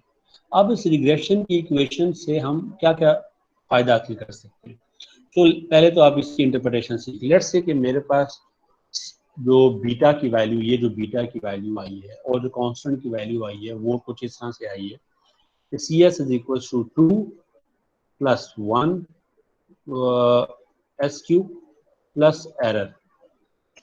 एरर को अगर मैं सिर्फ समझाने के लिए अगर एरर को निकाल दूं तो C S is equal to 2 plus 1 S Q मेरे पास इक्वेशन बनेगी रिग्रेशन की। अब मैं इसको आपको समझाता हूँ कि आपको समझ आ जाएगा यार ये रिग्रेशन जो है वो हम करते क्यों हैं, पढ़ते क्यों हैं। So let's have a look at this one. अब इसका क्या मतलब, इसका मतलब ये है कि जनाब कि अगर SQ1 नहीं होगा, हो ही ना, एग्जिस्ट ना करे, यानी कि SQ की वैल्यू 0 हो गई तो CS फिर भी 2 होगा। बात समझ आ रही है ना? अगर आपका IVSQ जो है वो एग्जिस्ट ही ना करे तब भी CS होगा। अच्छा नहीं, आपको समझ नहीं आ रही। लेट्स से मैं इसको ठीक कर बेहतर करता हूँ। लेट्स से मैं कहता हूँ for project manager emotional intelligence leads to project success for the sake of understanding। ठीक है, तो मेरी इक्वेशन क्या बनेगी? मेरी इक्वेशन बनेगी कि project success is equals to constant plus beta into PM emotional intelligence। अब मेरा आप लोगों से सवाल ये है, अच्छा, और इसकी जो वैल्यूज आती हैं वो कुछ ये आती है, इसकी वैल्यूज ये आ जाती है PS is equals to 2 plus PMEI। अब मेरा आप लोगों से सवाल ये कि अगर प्रोजेक्ट मैनेजर की इमोशनल इंटेलिजेंस बिल्कुल जीरो है, ये बिल्कुल जीरो है, फिर भी प्रोजेक्ट सक्सेस तो हो जाता है ना? आप समझ रहे हो इस बात को? नहीं समझ रहे? ये तो नहीं कि दुनिया के तमाम प्रोजेक्ट मैनेजर का इमोशनल इंटेलिजेंस बड़ी जबरदस्त है, ऐसा बिल्कुल भी नहीं है। तो अब पॉइंट क्या है कि अगर PM की इमोशनल इंटेलिजेंस 0 हो तो प्रोजेक्ट सक्सेस फिर भी होता है, इसकी वैल्यू 2 है। मतलब सर ये पॉपुलेशन कोफिशिएंट वेरिएंट जो है ये ना भी हो तो भी प्रोजेक्ट सक्सेस हो जाता है। देखो मसला ये है कि हम लोग प्रोजेक्ट सक्सेस के लिए तो आप यकीन करो 10,000 IVs होंगे, उनमें से आपने सिर्फ 2 पिक किए हुए। तो अब हम क्या कह रहे हैं कि अगर ये PMEI जो है वो 0 भी हो जाए तो बाकी जो 9,999 वेरिएबल्स हैं उनकी वजह से प्रोजेक्ट सक्सेस हो जाएगा। आपके माइक्रोस्कोप के अंदर इस वक्त ये और ये वेरिएबल्स हैं, तो अब ये जो 2 आया है, so there are other factors जिनकी वजह से प्रोजेक्ट सक्सेस हो रहा है। तो it is not only this one. हाँ, थैंक यू। अच्छा, अब ये जो बीटा है इसको भी हम देखेंगे आता कैसे है, कांस्टेंट कैसे आता है। सो ये जो 1 है, लेट्स से बीटा की वैल्यू 1 थी और साथ मेरे पास PMEI है। अब मुझे ये क्या बता रहा है? अब ये बड़ी इंटरेस्टिंग बात आने लगी है। ये मुझे ये बता रहा है कि जनाब अहमद साहब, बाकी सब चीजें आप रखें कांस्टेंट, बाकी सब keeping all the things same, आप सिर्फ जो प्रोजेक्ट मैनेजर की इमोशनल इंटेलिजेंस है ना वो अगर 4 लेवल पे है ना तो उसको आप ले जाएं 6 लेवल पे।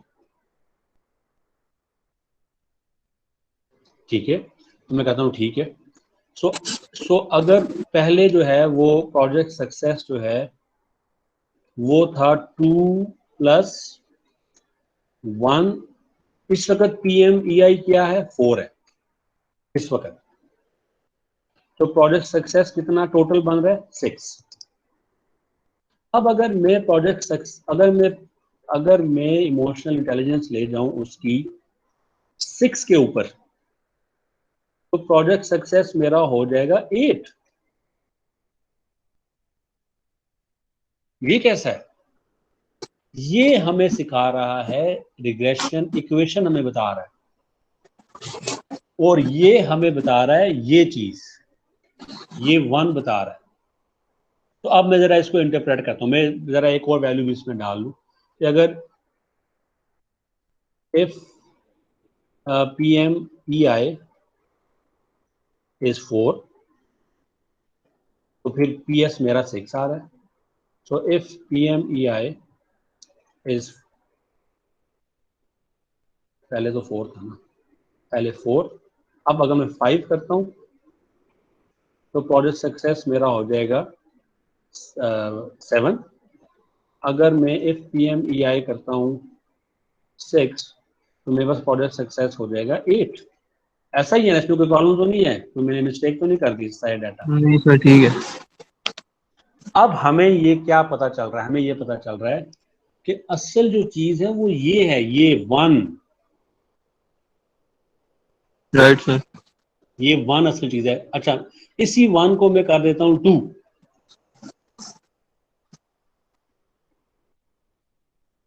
मैं कर देता हूं 2 इसको, इसी 1 को मैंने कर दिया 2।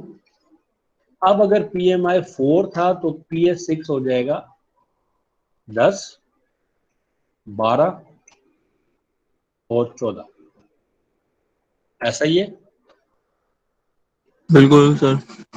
बिल्कुल ठीक हो गया। अब देखिए ये जो I है, ये जो बीटा है, ये I बीटा है, ये जो ये 1 था यहाँ पे 2 है, तो अब ये क्या शो कर रहा है, ये शो कर रहा है। अब मैं इसकी इंटरप्रिटेशन लिखूंगा। ये देखिएगा, जब ये 1 था तो 1 यूनिट इंक्रीज हो रहा था, जब ये 2 हुआ तो 2 यूनिट्स इंक्रीज हो रहा है, पहले 10 था, फिर 12 हो गया, फिर 14 हो गया।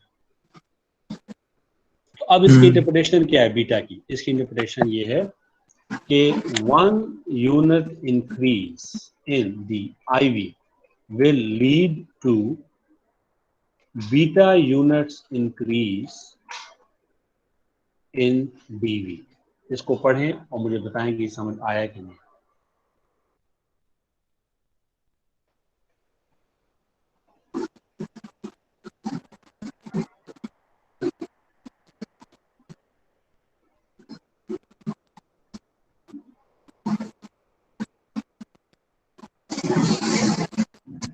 जी बताएं, ये बात समझ आ रही है कि नहीं आ रही?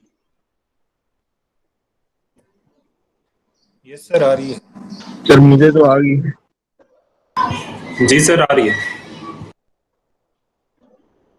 चले, कुछ सवाल आ रहे हैं चैट में?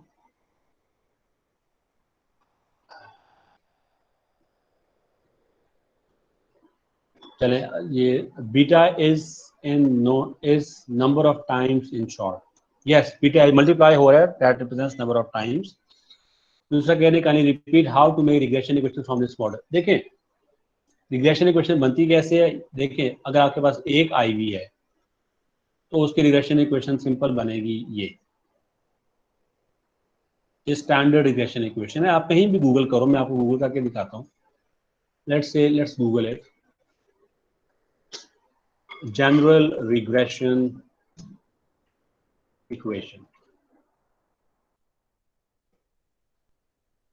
ये देखिए, ये y is equals to a plus B X. Y हमारा DV है, a हमारा कांस्टेंट है, b हमारा बीटा है, x हमारा IV है। ये देखिए, what is the regression equation formula, ये y is equals to a plus B X. y हमारा DV है, a हमारा कांस्टेंट है, b हमारा बीटा है, x हमारा IV है। और ये मेरे ख्याल में अब आपको समझ आ जाएगी, बिकॉज आप लोगों ने QTR में या इवन जब हम मैथ्स वगैरह पढ़ते थे FSC इंजीनियरिंग के अंदर, तो ये इक्वेशन यूज होती थी, ये वाली y equal to a plus B x. ये देखें जी, what is regression equation with example भी देख लेते हैं।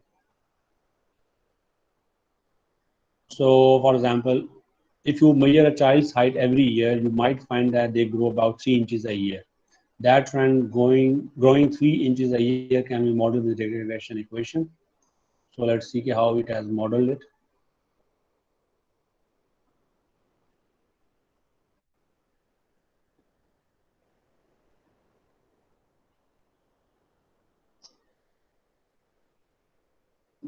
ओके, ये तो ये आप लोगों ने रिग्रेशन जरूर QTR में रिग्रेशन निकालने का तरीका पढ़ा होगा, using very Yes, sir, complex पढ़ लिया। फार्मूला।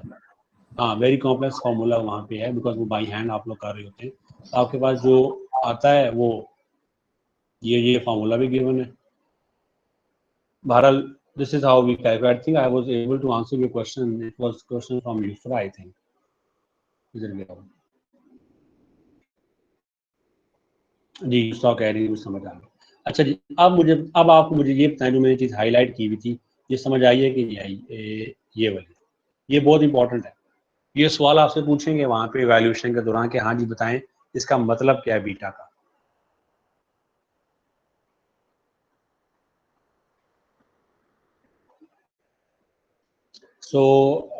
खामोशी का मतलब मैं तो हाँ ही समझता हूँ तो ये मतलब ये कि आपको समझ आ गया। यस सर, आ गया। अब थैंक यू। अब हम जा रहे हैं, यही काम कर रहे हैं हम जा रहे हैं SPSS। तो मैंने क्या कहा था, ये हमारा DV है। अच्छा, आप कह सकते हैं कि सर मल्टीपल IVs भी हो सकते हैं, बिल्कुल हो सकते हैं, बिल्कुल होंगे। हम पहले अब हम आसान काम सीखेंगे, वो क्या है कि एक IV के साथ एक DV को रिग्रेस करेंगे। तो मैं एनालाइज पे जाऊंगा, ये देखिएगा एनालाइज में गया, रिग्रेशन और लीनियर क्लिक किया। अब वो कह रहा है जनाब अहमद मुझे बताएं आपका डिपेंडेंट वेरिएबल कौन सा है। तो मैंने कहा मेरा डिपेंडेंट वेरिएबल ये है, और इंडिपेंडेंट कौन सा है ये।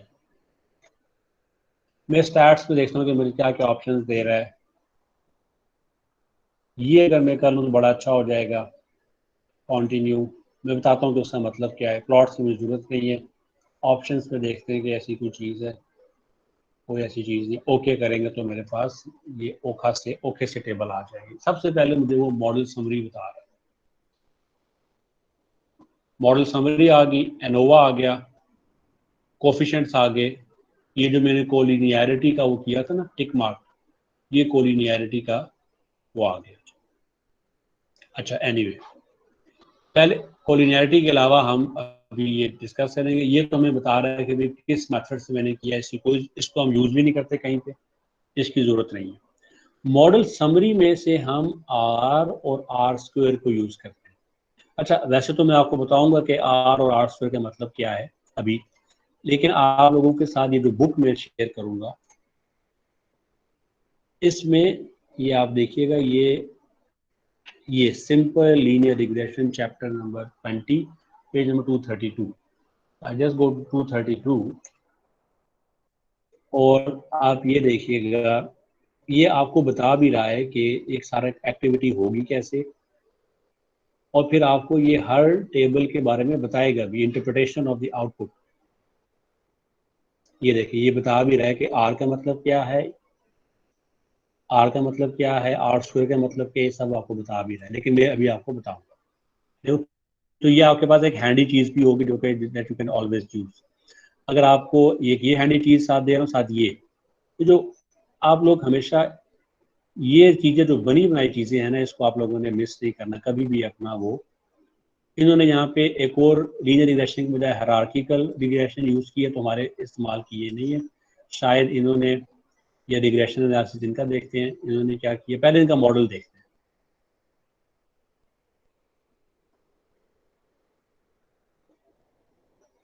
ये इनका मॉडल है, मीडिएशन है, मॉडरेशन भी है, और ये IVDV है। तो लीनियर रिग्रेशन पे हम आते हैं।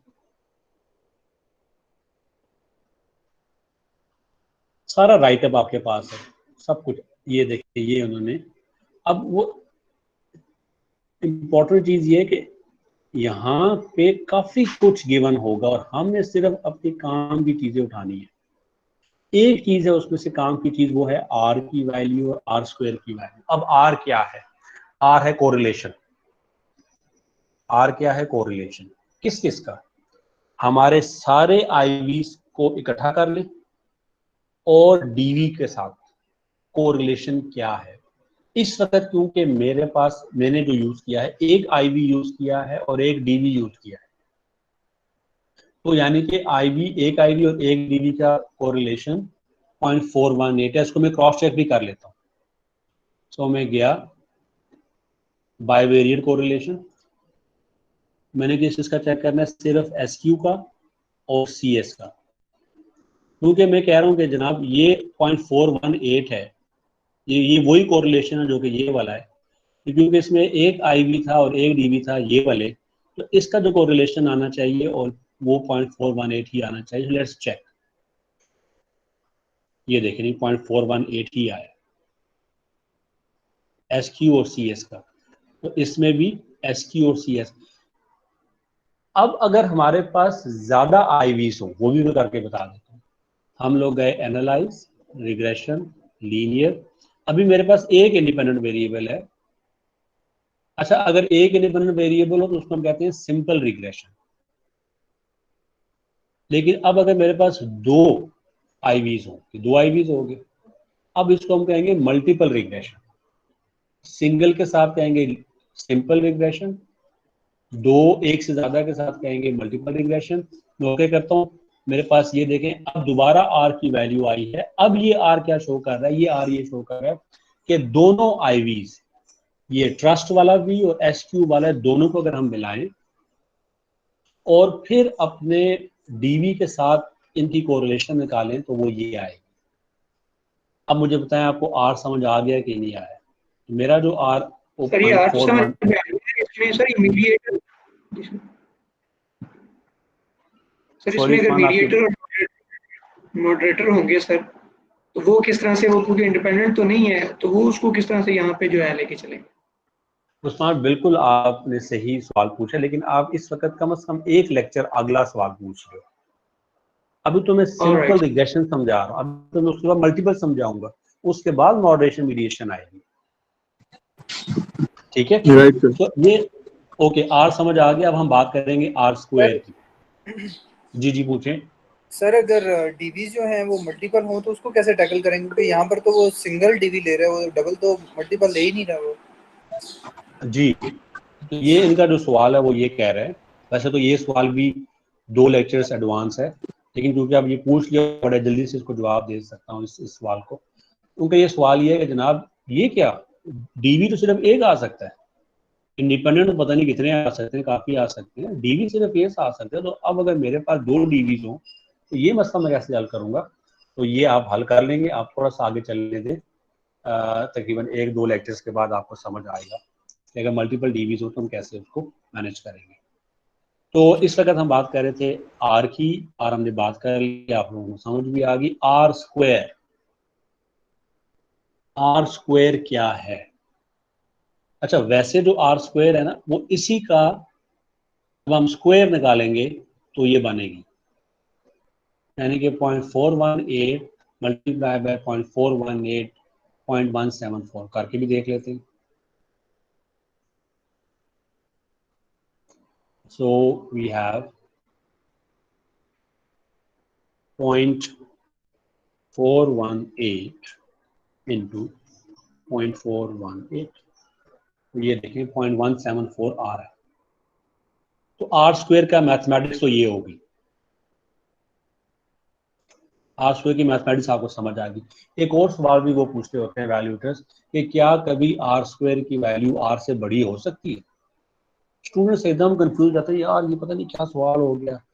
भी हमें पता है कि जब भी हमारे पास एक वैल्यू जो होगी वो पॉइंट्स में होगी और उसका हम स्क्वायर निकालेंगे तो वो हमेशा छोटी वैल्यू देगा। दोबारा सुने इस बात को, अगर एक वैल्यू पॉइंट्स में है उसका हम स्क्वायर निकालेंगे तो वो उससे छोटी वैल्यू आएगी। मैं आपको करके बता देता हूँ। लेट्स से 0.99 इंटू 0.99, ये देखिए 0.98 आ गया। तो हमें जब भी पॉइंट्स में होगा तो यही होगा, जब भी पॉइंट्स में होगा तो यही होगा। तो आपसे अगर वो सवाल पूछो तो घबराने वाली कोई जरूरत नहीं है, आपने सिंपल कहना है कि हमेशा R स्क्वायर की वैल्यू हमेशा R से कम होगी। क्यों? क्योंकि R क्या है, R कोरिलेशन है और R की वैल्यू -1 और 1 से ऊपर जा ही नहीं सकती। ठीक है जी, ये बात। अब ये R स्क्वायर से क्या बनता है, मतलब क्या है इसका, इंटरप्रिटेशन क्या है? तो इसकी इंटरप्रिटेशन मैंने आपको जैसे बताया कि मैं सब कुछ यहाँ मौजूद है। सो ये देखिए, ये हमें बता दिया उसने। आर का मतलब क्या है? R square indicates the amount of change in the dependent variable that can be attributed to R independent variable. इसका आसान उर्दू में मतलब ये है कि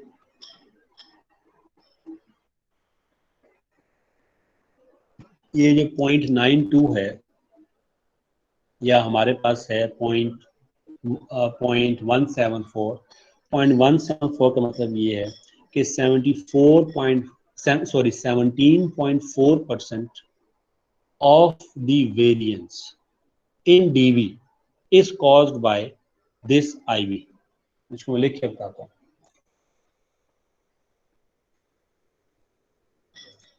तो मैं ये कह सकता हूँ कि अगर 17.4 है, मैं कह सकता हूँ कि 17.4% of the variance in project success is caused by the PM emotional intelligence। जी मुझे बताएं ये बात समझ आ रही कि नहीं आ रही?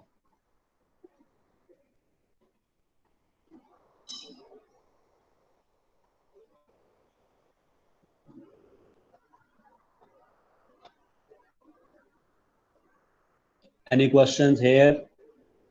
ये आर स्क्वायर का मतलब ये है।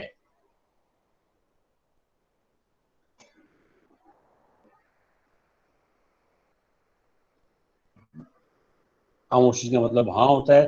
लेट्स से कि हमारे पास ये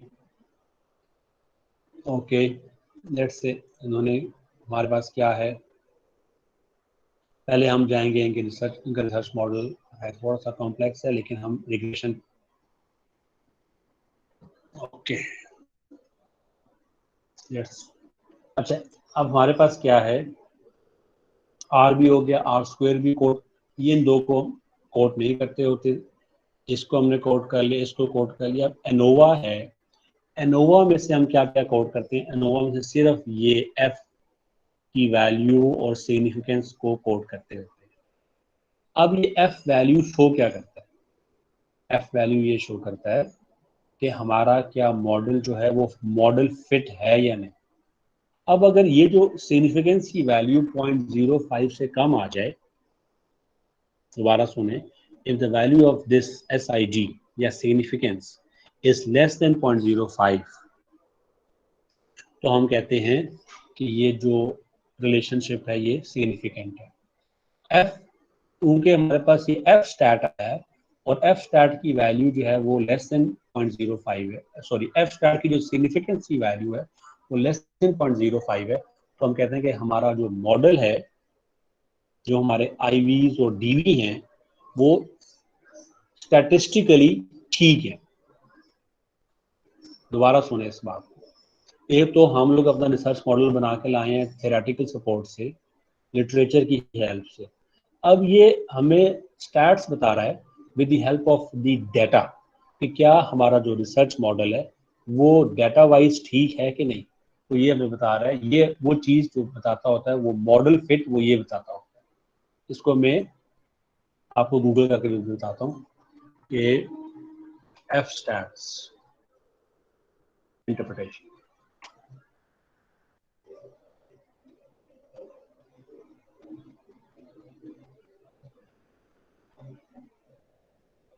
ये तो अच्छा सा ओखा है, F stats interpretation model fit. ये देखें, ये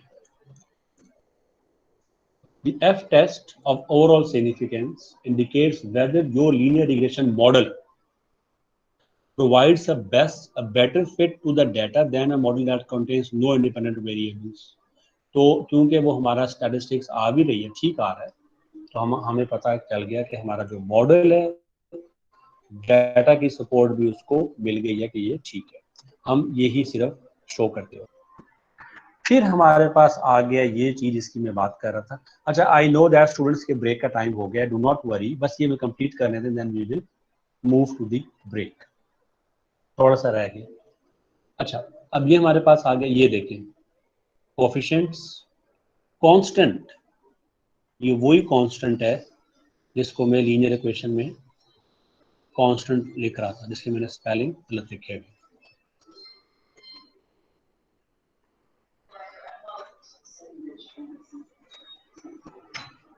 जी, ये समझ आया कांस्टेंट कहाँ से? ये कांस्टेंट है, कांस्टेंट की वैल्यू है ये बेटा 1.663, ये कांस्टेंट यहां से आ गया। एस क्यू एवरेज 0.473, तो मैं लिखता हूं, ये देखिए C S is equal to 1.663 plus beta 0.473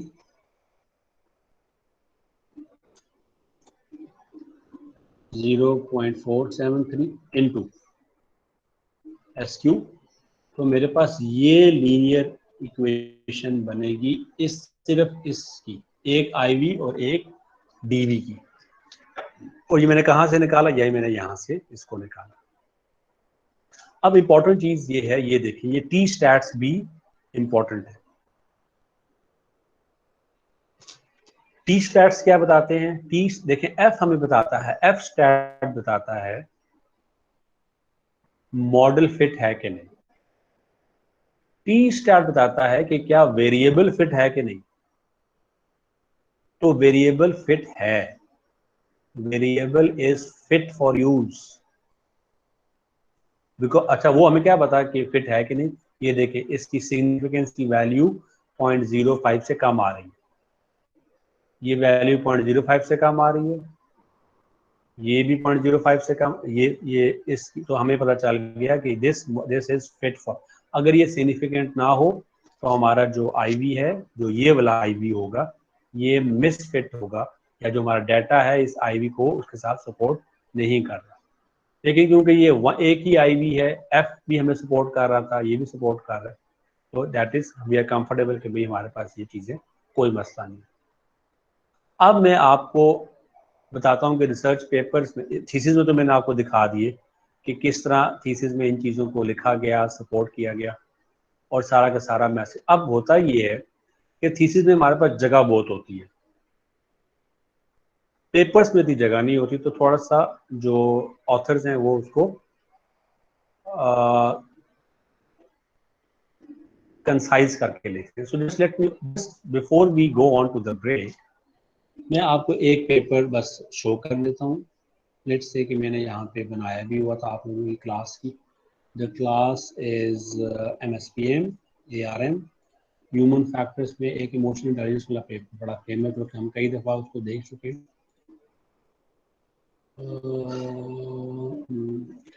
project manager,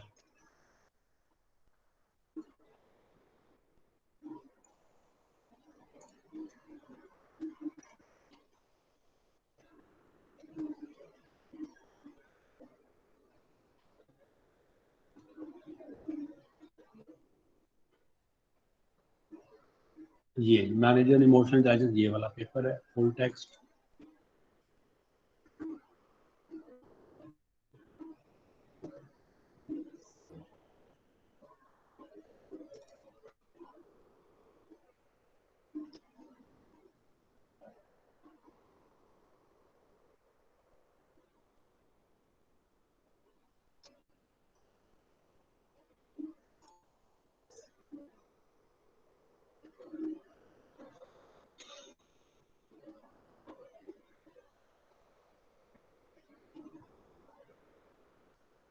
Let's have a look at this one.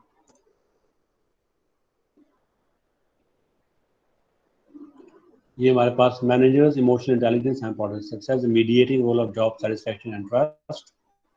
पहले हम इनका रिसर्च मॉडल देखते हैं, उन्होंने मॉडल क्या बनाया हुआ है। ये देखिए, इनका मॉडल है project manager EI leads to project success. Success के उन्होंने डायमेंशंस जो लिए हैं वो लिए communication, trouble shooting, mission clarity and top management support. हम H1 की बात करेंगे, ठीक है, बिकॉज बाकी मीडिएटर तो अभी हमने मीडिएशन एनालिसिस तो करना सीखा ही नहीं, सिर्फ हमने रिग्रेशन करना सीखा है, सिंपल रिग्रेशन। बिकॉज एक आईवी है तो सिंपल रिग्रेशन ही आएगी, अगर मल्टीपल आईवी होते तो मल्टीपल रिग्रेशन आता। तो भी जस्ट अच्छा, इनका वो भी देख लेते हैं। hypothesis project managers EI is positively related to project success. लिहाजा इसकी और इसकी जो correlation है positive आनी चाहिए. So let's quickly go to the correlation.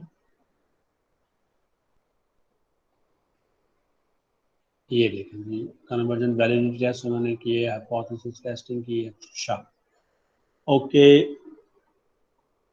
Correlation, ये कौन बैच अल्फा निकाला इन्होंने, हर एक अलग-अलग, आप भी ये निकाल चुके हैं वैसे.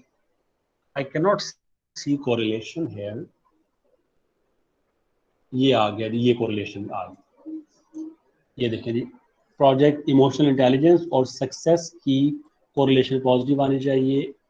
इधर देखिए, ये देखिए, प्रोजेक्ट इमोशनल इंटेलिजेंस और प्रोजेक्ट सक्सेस की ये देखिए 0.41. इतनी स्ट्रॉन्ग नहीं है, मतलब स्ट्रॉन्ग मतलब ये कि 0.6 0.7 नहीं है, लेकिन ये यहाँ पे इस तरह गिवन है.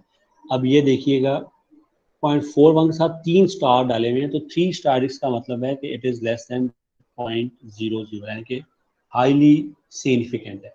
एक हमारी कोरिलेशन निकल आई. अब हमने रिग्रेशन की बात करनी है, तो ये देखें इन्होंने खैर रिग्रेशन के लिए कोई और टूल इस्तेमाल किया है, एमॉस इस्तेमाल किया है फॉर दिस लीनियर रिग्रेशन के लिए, बट स्टिल आपके सामने, बिकॉज इस वक्त जो टेक्निक्स चल रही हैं वो एमॉस वगैरह की चल रही हैं, स्मार्ट PLS की चल रही है. और ये पेपर भी आई थिंक ये पेपर है 2012 का. तो ये लीनियर रिग्रेशन के लिए हमें 2000 में शायद ये टेक्निक कॉमन हो, जो कि इस वक्त हम सीख रहे हैं 2020 में. तो बहरहाल the point is just that कि आपको टी वैल्यू चाहिए, आपको बीटा चाहिए, आपको एफ चाहिए, आपको आर और आर स्क्वायर चाहिए. आप अपने लीनियर रिग्रेशन के मॉडल को पिक कर सकते हैं. अब इम्पोर्टेंट बात यह कि आपने कौन सी वैल्यूज शो करनी है, which values you have to represent. जो मैंने बता दिए ये सारी वैल्यूज हैं, और इनको लिखना कैसे है, लिखना कैसे है. लेट मी जस्ट, ये हमारी before we go on to the break, this is the last time कि हम लोगों ने इसको रिग्रेशन को लिखना कैसे.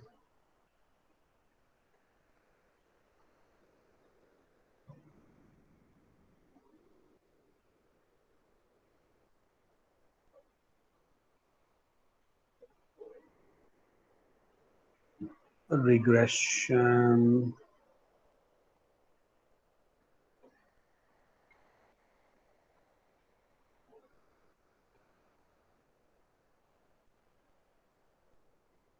no, let's see आखिरी है before normality, reliability,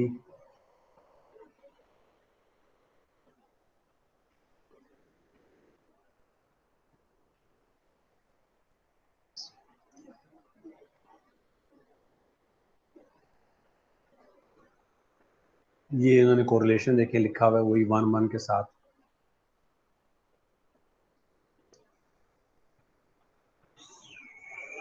जहाँ पर भी खैर हमें ये नहीं मिलेगा, बिकॉज लेटेस्ट के अंदर ये चीज़ें अवेलेबल इतनी नहीं है.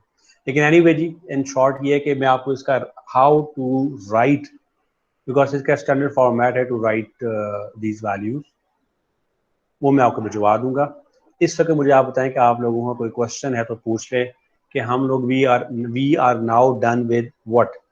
हमने कंप्यूट वेरिएबल्स के ज़रिए हम अब मसला हल कर सकते हैं अपना. हम लोगों ने कोरिलेशन देख ली, नॉर्मेलिटी में स्टूडेंट्स एंड कर्टोसिस देख लिया, सिंपल रिग्रेशन भी हम लोगों ने करके देख लिया. ये डू भी है, अगर कोई क्वेश्चन है तो पूछ लें, otherwise we are calling it for a break.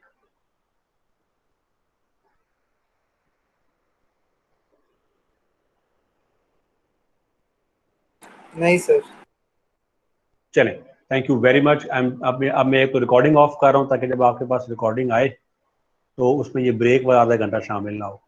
अच्छा, ये मुझे पहले भी आ रहा है कि ये लास्ट लेक्चर, हालांकि मैंने शेयर किया, मैं दोबारा इसको शेयर करूँ. वो सर काइंडली लिंक भेज दीजिएगा. वो आपने पिक्चर भेजी थी लिंक की, तो वो हमने खोलने की कोशिश की है, तो वो वीडियो आगे मिल नहीं रही थी हमें. अच्छा, मेरे जहन में पता क्या आ रहा है, मेरे जहन में यार ठीक है, मुझे ये दो प्रॉब्लम और भी आप लोगों ने पहले भी कोट की कि मैं अपना जो एक इसको ना यूट्यूब पे अपलोड करता हूँ, अपना अकाउंट वगैरह बना के यूट्यूब के ऊपर, ताकि आप लोगों को ये रेडिली अवेलेबल हो जाए, आपको हर दफ़ा गूगल जीमेल पे आके, क्योंकि मुझे लग ये रहा है कि परमिशंस का मसला भी आ रहा है। तो मैं आपको ये जो लास्ट लेक्चर था SPSS का, इसको मैं अपलोड करता हूँ गूगल पे और उसके ऊपर यूट्यूब पे, मैं आपके साथ फिर लिंक शेयर कर लूँगा। Thank you so much. Muneeb कह रहे हैं कि बुक भी शेयर कर दें जी, मैं बुक भी सारा राइटअप जो है ना आपके साथ में इसको कर दूंगा इंशाल्लाह शेयर। चलिए जी, let's call it break for 30 minutes and हम इसको करेंगे। Please do it by today so that we can work with it. Okay, ठीक है जी, इंशाल्लाह आज ही कर देंगे।